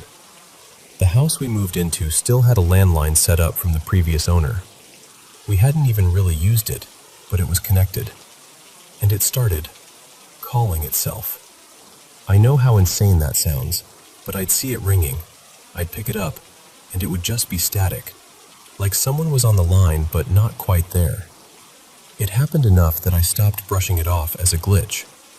And then there was the radio. Not every night, but often enough to feel targeted. At exactly 4:44 a.m., the radio would click on by itself, like it was timed, like somebody wanted me awake. On top of that, I'd hear what sounded like a grown man coughing downstairs, heavy footsteps, slow pacing up and down the stairs. And the worst part was, it always seemed to happen when I was home alone. I tried to rationalize it, old house noises, pipes, neighbors, but it had a rhythm to it, a presence. And for a while, I honestly wondered if it was my granddad. A few years later, we moved again, into the house I live in now. And this is where it got darker, more personal. Almost immediately, I started having sleep paralysis. Every night. The kind where you wake up, but your body doesn't belong to you yet. You can't move, you can't speak, and your brain is screaming while you're trapped. And every time, it felt like something was hunting me. I'd open my eyes, and there would be this tall figure at the end of the bed, just blacker than black. Like it wasn't a shadow, it was something wearing the shape of one. I could hear footsteps. I could hear scratching, like nails on the walls, and it would take everything in me to force myself awake, like I had to claw my way back into my own body. Even when I'm fully awake, I still get that feeling like something slips past the edge of my vision. You know when you see movement in your peripheral, and you whip your head around and there's nothing there? That. Over and over. And I'm not alone in noticing it. My animals have done it too, stopping dead, staring into the same corner I've felt weird about, like they're tracking something I can't see. My husband, his name's Ryan, actually lived in this house before I moved in. He told me that one day he had an Instant Pot sitting on a closet shelf, totally stable, and it just fell, like it got yanked forward. And the closet it fell from is right near the area where I swear I hear things and catch that peripheral movement. Then, a couple weeks ago, my daughter's toy fell off her shelf in her room. No one touched it. No bump. No shaking shelf. It just tipped like it was nudged. And a few times, I've heard voices. Not like, maybe it was the TV voices. Clear enough that I froze and held my breath. A tiny kid's voice saying, "Help me." And once, "Hey," like it was trying to get my attention. Then, because apparently I don't learn, I went to an antique store. I saw this gorgeous vintage mirror, all ornate, totally my style. I was obsessed with it the second I saw it. But for whatever reason, I didn't buy it that day. I went home and told myself I was being practical. That night, I dreamed about the mirror. Not like a normal dream where something just appears. I mean, it felt like it was calling me, like it wanted me to come get it. So the next day, I did. I went back and bought it. And ever since then, I've had these dreams where there's a woman trapped inside it. Like she's stuck behind glass, pounding without sound. And I've had this recurring nightmare that my house catches on fire. And then, the real-life stuff started lining up in this way that made my skin crawl. The mirror sits across from the TV in my sunroom. Since the mirror came home, the TV will turn on by itself sometimes. Just powers on, like someone hit the remote. And one time, it turned on and started playing Jeepers Creepers, randomly. Like, not even something we'd watched recently. Just popped on like the house picked a joke at my expense. Now here's the part that makes me feel sick as a mom. My daughter has started waking up scared. She'll sit up in bed and point at her closet and say, "Mommy, I'm scared." And her closet shares a wall with the closet where the Instant Pot fell. Also, she's sleeping in the same room where my sleep paralysis was the worst. Sometimes she wakes up and just talks, like full, sleepy little conversations. And I'll stand there in the doorway listening, trying to decide if she's dreaming, or talking to herself, or talking to someone I can't see. But I've started questioning things I never used to, like, am I sensitive to something? Is something attached to me? Is it just a freak coincidence that I end up in houses where weird things happen? Or am I just exhausted and scaring myself and slowly losing it? And I know how it sounds, trust me, I do. I'll be the first person to make a joke like, maybe I'm just crazy, because it feels safer than admitting how genuinely unsettled I am. But when you've lived through it, when you've heard the laughter, the shushing, the footsteps, the voices, the TV turning on by itself, and now you're watching your kid point into a closet like there's something in there, I don't know. What would you think if it was you?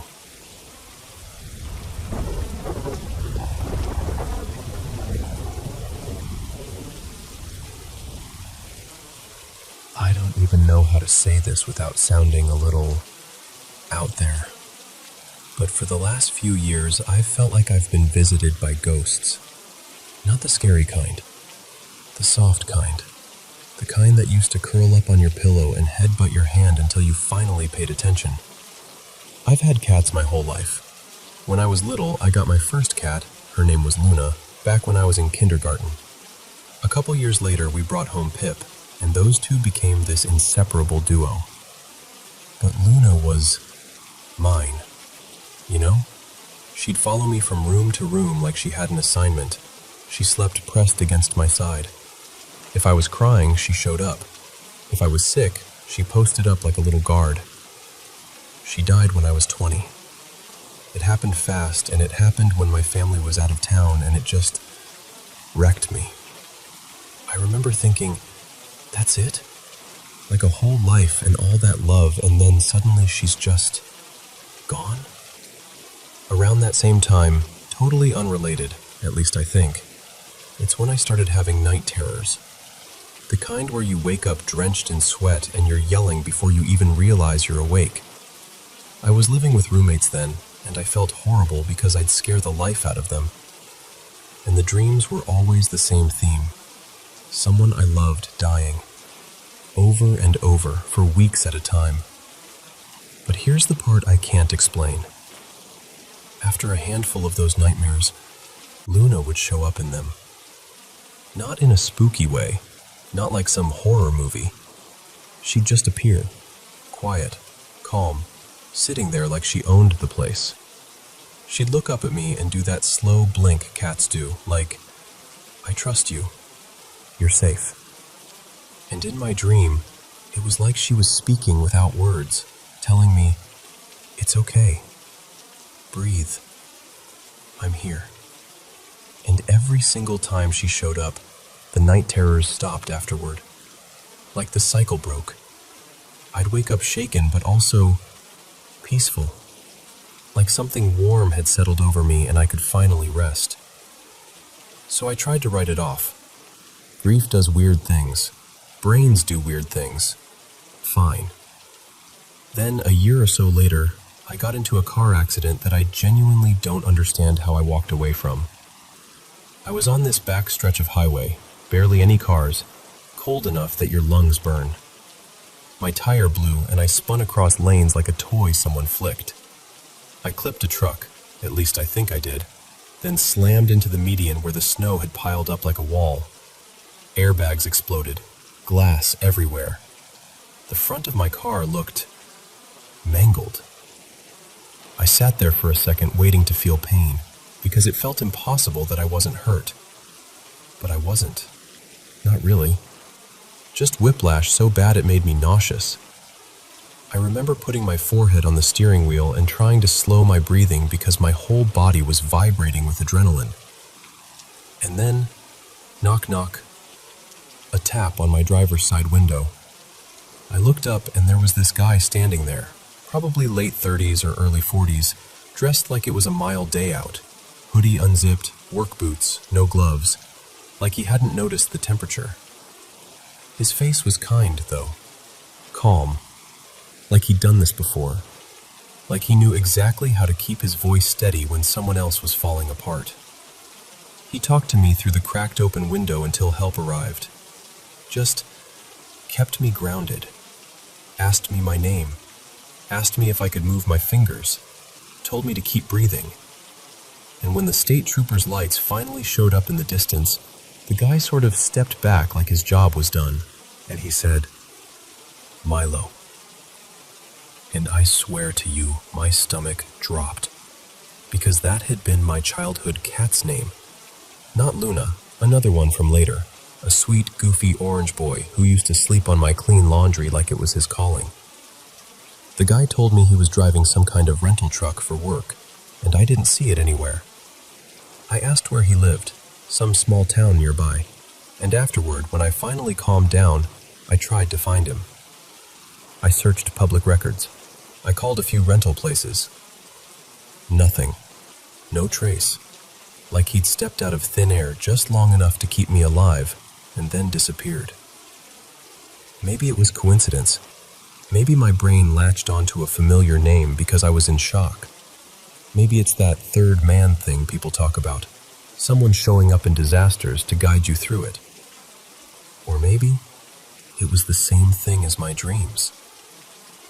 Me, terrified. And then this quiet, steady presence arriving like, "Okay, I'm here. You're not alone." I don't know. I don't know what to do with it, so I just carried it around. And then life moved on, like it does. I'm 27 now. I have a job, a grown-up routine, bills, the whole thing. And I have 2 cats, Saffron and Biscuit, my boys, my little family. I can't have kids, so yeah, this is it for me. They're my heart walking around on 4 paws. And this week, Biscuit died. It was sudden. One minute he was fine, and the next he wasn't. Some kind of heart condition, hypertrophic cardiomyopathy, the vet said, like the words could make it feel less brutal. He collapsed at home, and I held him, and there was nothing I could do. It happened so fast I didn't even get the chance to bargain with the universe. He just slipped away in my arms. I've been completely wrecked, like someone scooped my insides out. But the weirdest part is, he doesn't feel fully gone. I'll feel the bed dip the way it used to when he jumped up to settle near my knees. The treat jar, this heavy thing I never knock over, tipped off the counter the other night and landed right beside his bowl, the one I still can't bring myself to put away. I'll hear those tiny little floor creaks like someone's trotting down the hallway, even when Saffron is literally sitting on my lap. And then there's the purring. Saffron barely purrs. Biscuit purred like a little engine, loud and constant, like he was always reassuring me with it. And now, when the house gets too quiet, especially when I wake up, sometimes I hear it. Not in a "did the fridge just turn on" way, in a purr way, warm and rhythmic and unmistakably familiar. And I just lay there thinking, am I losing it? Is this grief? Is my brain trying to stitch the world back together by inventing him? Or is it him? I've never been a paranormal person. I've always wanted proof and logic and something I can point at. But I can't deny what it feels like. That when I'm scared, when I'm cracked open, something gentle keeps showing up anyway. So if you're listening to me and thinking, yeah, okay, I get it. I hear myself too. But still, if that man on the highway, Milo, from that little town I can't track down, if you're out there somewhere and you're a real person, thank you. I've wanted to say that for years. And if you weren't real, if you were something else entirely, then I guess thank you for that too. Because I don't know what this is, but it feels like love that refuses to leave.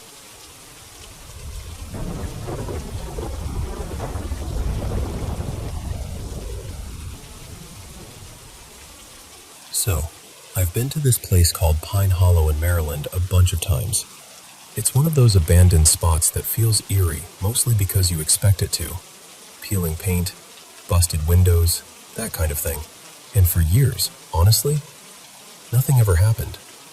It was just a creepy building with a creepy reputation. But last spring, late April I think, it was different. I was back there with my girlfriend Mara and our friend Jess, and we ended up in one of the rear buildings. There's this long hallway, and on both sides are these small rooms, like old holding cells or padded rooms, or something that used to be used for people who were not okay. The air felt stale, like it had been trapped in there for decades. I remember walking all the way down to the end of the hall, and I'm the kind of person who checks everything, partly curiosity, partly safety. So I'd been peeking into the rooms as I passed, making sure nobody was squatting inside. Every room I checked was empty. No sleeping bags, no trash piles, nothing.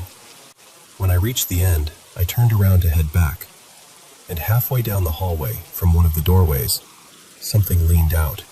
Not like a person stepping into view, more like a shape, a shadow that didn't match the lighting. Just a quick, quiet peek, like it was shy or cautious. And the weirdest part is, it didn't feel angry. It didn't feel like a get out warning.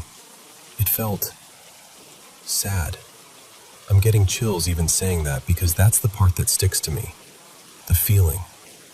Like whatever I saw carried this heavy, aching loneliness. And in the moment, I didn't think ghost or demon or any of that. I just had this flash of a thought. That's a kid. I can't explain why. I just knew that's what it felt like. And I don't care how tough anyone thinks they are. My body reacted before my brain did. I made this stupid noise, like a half yelp, half gasp.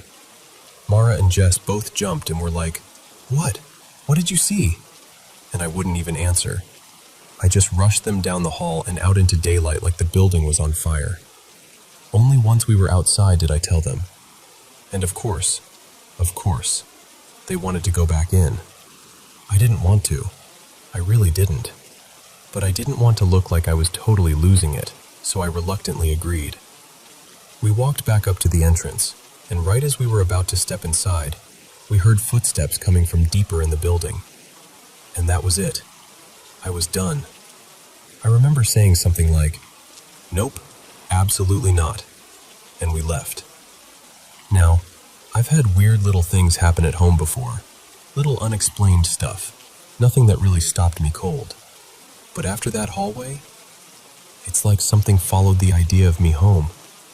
Or maybe it just woke me up to noticing things I'd brushed off before.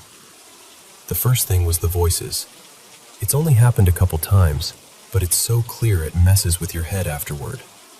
One afternoon, I walked in through the front door and I heard two adults, one male, one female, talking to each other.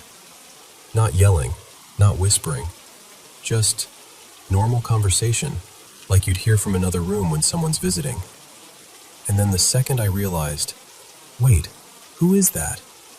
It was gone, like a radio turning off mid-sentence. I checked the entire house, rooms, closets, the back door, everything. Nothing. Then, on a totally different day, Mara had her own version. She was downstairs changing and she heard a man speaking upstairs. She assumed it was my stepdad. Later, when I got home, she asked casually where he'd gone, and I told her. He'd been at work the whole time. No one had come in. No one had left. She swore she never heard footsteps, never heard a door open. Just a voice. Upstairs. Like somebody was there. This one I'm torn on because I didn't see it. Only Mara did, and she'd just woken up. She told me she rolled over in bed one morning, and for a split second, there was a small figure in the doorway, child-sized, and then it was gone. I tried to be rational about it. I've had those half-awake moments too, where your brain is still dreaming while your eyes are open. So I told myself that's what it was. I wanted that to be what it was. But then the third experience happened, one we both heard, and it's the one that made me stop trying to explain everything away. It was late, really late. Mara and I were downstairs on the couch, watching TV like we always do. Above us is my stepdad's bedroom. He had work early, so we knew he was asleep. We started hearing movement upstairs. At first, I ignored it. Old house, settling, whatever. But it kept happening. So I paused the TV and we just listened. And it wasn't house noises. It sounded like something heavy shifting, like furniture scraping or being dragged a few inches. Then lighter footsteps, quick ones, moving from the hallway toward my brother's room. But my brother wasn't even home. And my stepdad, there's no way. He was dead asleep, and he's not exactly the type to get up at 2 a.m. and rearrange furniture. I didn't ask him about it. I didn't want to sound insane, but I know what I heard. We both did. And the reason I'm even talking about this now is because it feels like it's escalating. Like it's getting bolder, or maybe just louder. A couple weeks ago, I left for work around 3:30 in the morning. Mara was still asleep. About an hour after I left, she woke up to a whole chain of sounds, like it was putting on a performance.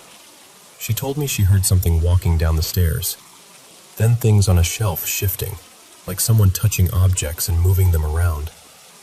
Then noise from the basement, like a person rummaging through clothes, like someone changing or pulling fabric off hangers. And then, the bang. She said it was so loud and so sudden it made her sit straight up in bed. A violent hit on the wall right next to the bed, like someone sprinted through the doorway and slammed full force into the wall beside her. That's what shook me the most. Because the other stuff? Weird, unsettling, sure. But that bang felt aggressive. Not curious, not sad, not accidental. And what messes with us is we've noticed something. The more we talk about it, the more it happens. Like it wants attention. Like acknowledging it flips a switch. So we've been trying to ignore it. Keep the lights normal. Keep the TV on. Act like everything is fine. But in the back of my mind, I keep circling the same questions. What is it? Is it safe? Is it one thing? Or multiple? Because how do you hear adult voices, male and female, then maybe see a child-sized figure, then feel this heavy sadness in an abandoned hallway, and then get hit with something that feels downright hostile? I don't know. I just know I'm tired of guessing. And I hate that part of me is still stuck back in that hallway at Pine Hollow, watching something peek around a doorway like it's afraid to be seen, and feeling my throat tighten like I'm grieving for something I can't even name.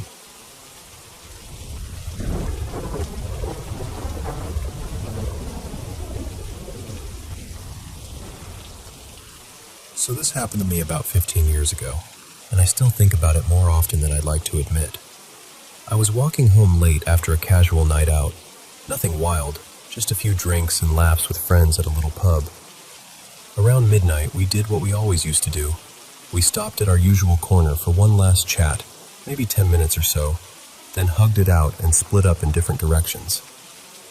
Where I lived back then was packed with apartment buildings, tight streets, lots of little balconies, and the whole neighborhood was basically hills stacked on hills. Normally, I take the main uphill that led straight to my place. But that night, I chose the parallel street instead, the one closer to where we'd been hanging out. It felt like a shortcut. Same climb, just a different lane up the hill. The moment I started heading uphill, everything went quiet. Not in a peaceful way, more like someone turned the volume down on the whole world. And then I heard it. This steady, old-fashioned ticking, like a grandfather clock. Not a modern little click-click, but a full, roomy tick-tock, tick-tock, like it had weight to it. And the weirdest part was that it didn't seem to come from one place. It was like the sound was everywhere at once, sort of wrapped around me. At first, I told myself something simple. Okay, someone's got their balcony door open, and they own the loudest clock on Earth. I even half smiled at the thought and kept walking. But after a few steps, I realized something didn't add up. The ticking stayed exactly the same volume. Not louder, not softer, not drifting behind me, not pulling ahead, just constant. Like the sound was keeping pace with my body. That's when I started actually looking. I glanced at the balconies closest to the street, expecting to spot an open door, a lit room, anything that would explain it. But the whole block looked shut down, curtains drawn, lights off, doors closed. It was a cold night, the kind where nobody leaves anything open for long, and there wasn't a person in sight. Still, I wasn't scared, not yet. More confused than anything. I slowed down a little, listening harder, trying to triangulate it the way you do when you hear a siren or music in the distance. I even paused once, just to see if it would fade when I stopped. Nope. Same exact ticking, same exact distance, like it was hovering right beside me. I walked slower, then a bit faster. I turned my head left and right. The sound didn't change. It didn't echo the way I'd expect between buildings either. It was just steady and close, like somebody was walking next to me with a clock tucked under their coat. A couple minutes passed like that, me climbing, listening, trying to make sense of it, until I reached the top of the hill. And the second my foot hit the flatter part at the top, the ticking stopped. Not gradually, not fading out, just gone, like someone flipped a switch. I remember standing there for a moment, staring down the hill I'd just climbed, waiting for it to start again. Waiting for anything, a car door, a window opening, some clue I'd missed. But the street stayed empty and still, and I've replayed it in my mind ever since. Because here's what I can't explain, even now. Why did the volume never change no matter where I was on the hill? How could it sound so close when every door and window looked shut on a cold night? And why did it stop exactly at the top, the moment I reached it, like that was some invisible boundary the sound couldn't cross? Nothing else happened after that. I got home safely. No shadowy figure, no dramatic ending. Just a quiet apartment, and the uncomfortable feeling that, for a few minutes on that hill, I was walking alongside something I couldn't see.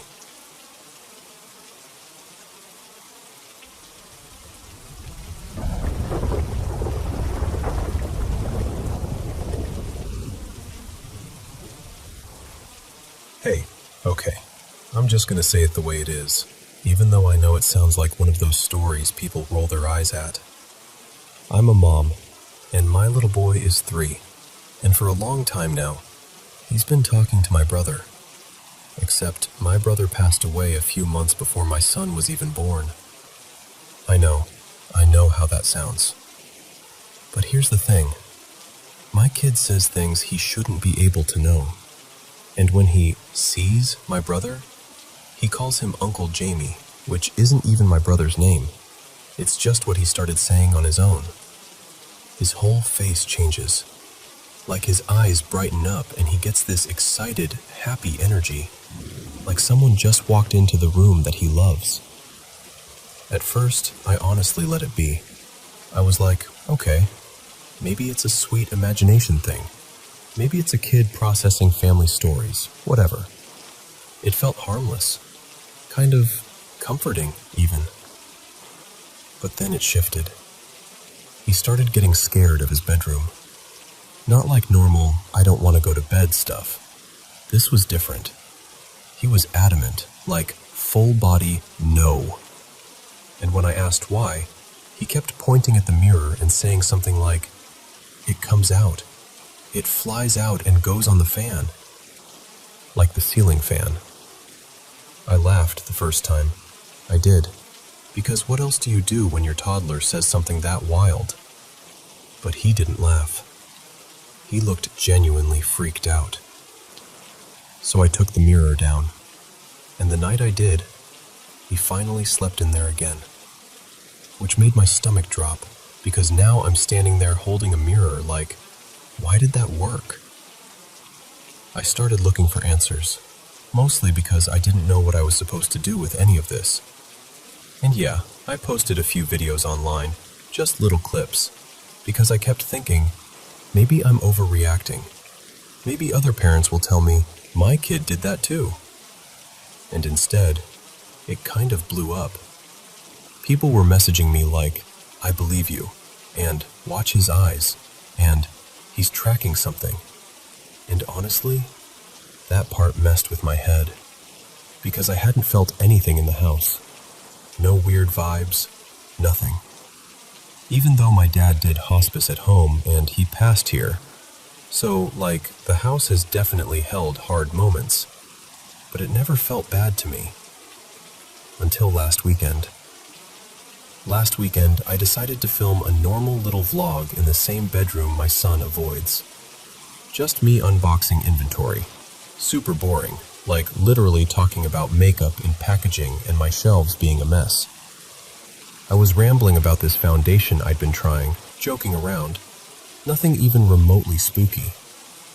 And later, when I went to edit the footage, I heard it. Clear as day, there were words in the audio that I did not say. It was a man's voice, and I swear on everything, it sounded like it said my name, like Mara, and then something right after that, like help me, or hurt me, or something in that zone. I kept replaying it, trying to make it turn into something innocent, trying to be like, no, it's just interference. It's just the mic rubbing against my shirt. But it wasn't. It wasn't that kind of sound. And the worst part is, I wasn't even using a cheap setup. It was one of those noise-canceling mic packs clipped directly into my phone. I've used it a ton. I've recorded in noisy places. I've filmed serious stuff, loud stuff, regular stuff, and I've never, ever had random voices show up in my audio. So that's the moment I got freaked out. Truly freaked out. But this wasn't me wanting to hear something. This was me going, please don't be what I think it is. And then replaying it anyway. And now I'm stuck in this place where I'm not trying to convince anyone. I'm not trying to debate strangers. I'm not trying to be that person online. I just want to understand what's happening in my own house. And more than that, I want to understand what's happening with my kid. Because here's the heart of it. He looks at me and goes, Mom, do you see it? What is that? Mom, do you see that thing? And what am I supposed to say? I don't want to lie to him and be like, yep, I see it, when I don't. But I also don't want to shut him down and make him feel crazy, or like he can't talk to me, or like I'm dismissing him.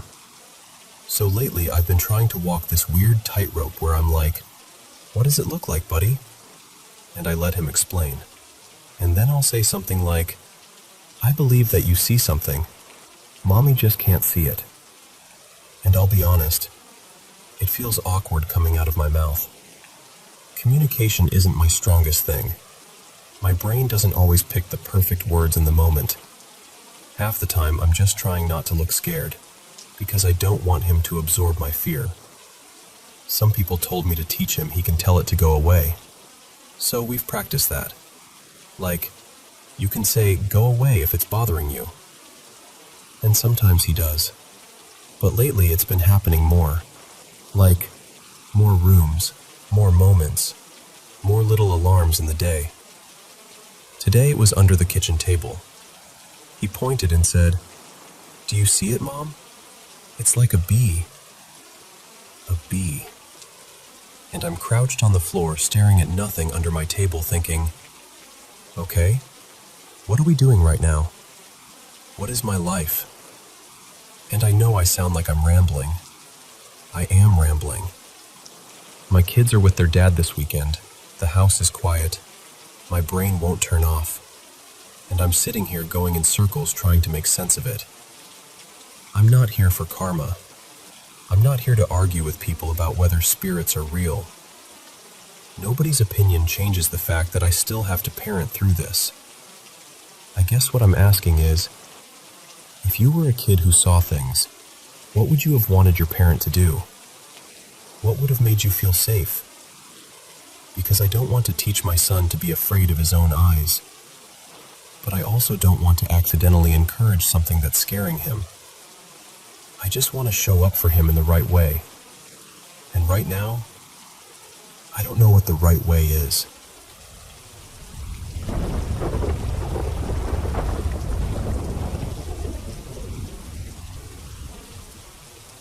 So, my partner Evan and I have been reading these kinds of stories together late at night. Just for fun, you know? And at some point, we both kind of paused and went, wait, we actually have one of these. We're not even posting it like we know what happened. It's more like, I'm genuinely curious if anyone's felt something similar, because it still messes with my head sometimes. This was summer of 2023, and it was me, Evan, and his sister Marisol. We were in that phase where paranormal stuff feels like a hobby. Ghost videos, creepy podcasts, the whole thing. And I'll be honest, we were usually a little tipsy when we went exploring, which, yeah. Looking back, it's embarrassing how unserious we were about it. Not respectful, just treating it like entertainment. We lived really close to this local cemetery, like maybe a 5-minute walk. And Marisol and I went a lot. Not once or twice, like dozens of times. We'd wander the paths, read headstones, talk about what we thought we felt. The cemetery had 2 distinct areas. One side felt normal enough. Lamps, open space, you could breathe. But the other side, everyone agreed it was different. It felt heavy, like the air got thicker, like your body noticed before your brain did. One night, we went a little later than usual. It was quiet. Too quiet. The way it gets when you can hear your own steps. And for some reason, I decided I wanted to walk through the darker side. I remember acting like it was no big deal, like I was proving something. But as soon as we crossed into that section, I felt this pull. That's the only word that fits. Not a sound, not a voice, just this weird, steady tug forward. Like something was drawing me in, gently but insistently. And I kept looking over my shoulder, again and again, without even fully understanding why. It wasn't curiosity. It was like my instincts were trying to check behind me. Evan noticed immediately. He got that tone in his voice. Calm, but firm. Like, turn around. Let's go back. He actually started guiding us back toward the brighter side. I tried to laugh it off, like, okay, we're leaving. But even as I said it, the feeling didn't stop. It stuck to me the whole walk out, like static under my skin. And here's this tiny detail that might matter, or might not, but I can't not mention it. Around the same time, Evan picked up something from a grave. Not like a whole bouquet, just a little loose ribbon with a flower charm. Something that had fallen off an arrangement. He wasn't being malicious. It was more like, oh, this is sad. And he just pocketed it. At the time, we didn't think anything of it. After that, things didn't go horror movie instantly. It was gradual. So gradual that we didn't connect it right away. The first thing we noticed was this smell in the trailer we were living in. A perfume smell, but not a modern one. It was so specific, like an old-fashioned perfume you'd imagine in a vintage glass bottle. Powdery, sweet, almost too elegant. And it wasn't faint. It was overwhelming, like someone had sprayed it in the air on purpose. We'd walk into a room and it would just be there. No candles, no sprays, nothing spilled, nothing we owned. And it didn't behave like a normal scent either. It didn't drift in from outside. It didn't come from one spot. It just hung in the air like it belonged there. And then my energy started to feel wrong. I don't know how else to say it. I didn't feel sick. I wasn't anxious about anything specific. I just felt off-center. Like I couldn't fully settle into my own body. Like I was tired in a way sleep didn't fix. And what's creepy is that I didn't even need someone to validate it. I knew something had shifted. I remember going still, like my whole chest dropped. And then he added, "It looks like a little boy." He wasn't trying to scare me. He didn't say it like a threat. He said it almost matter-of-factly. Like, "Oh, that's what that is." And the worst part was how fast my brain went. Yeah, that tracks. Because I already felt wrong. His words just gave it a shape. We didn't scream. We didn't run around panicking. It was more like we both quietly accepted that we'd crossed some line, whether it was disrespect, or curiosity, or that pull I felt, or him taking that little keepsake. Something about it felt like we invited something in without meaning to. So we did what people do when they're scared but trying to stay grounded. We smudged the trailer, opened windows, went room by room, tried to reset the space. And then we went back to the cemetery and returned what Evan had taken, right where it belonged. We didn't make a big show of it.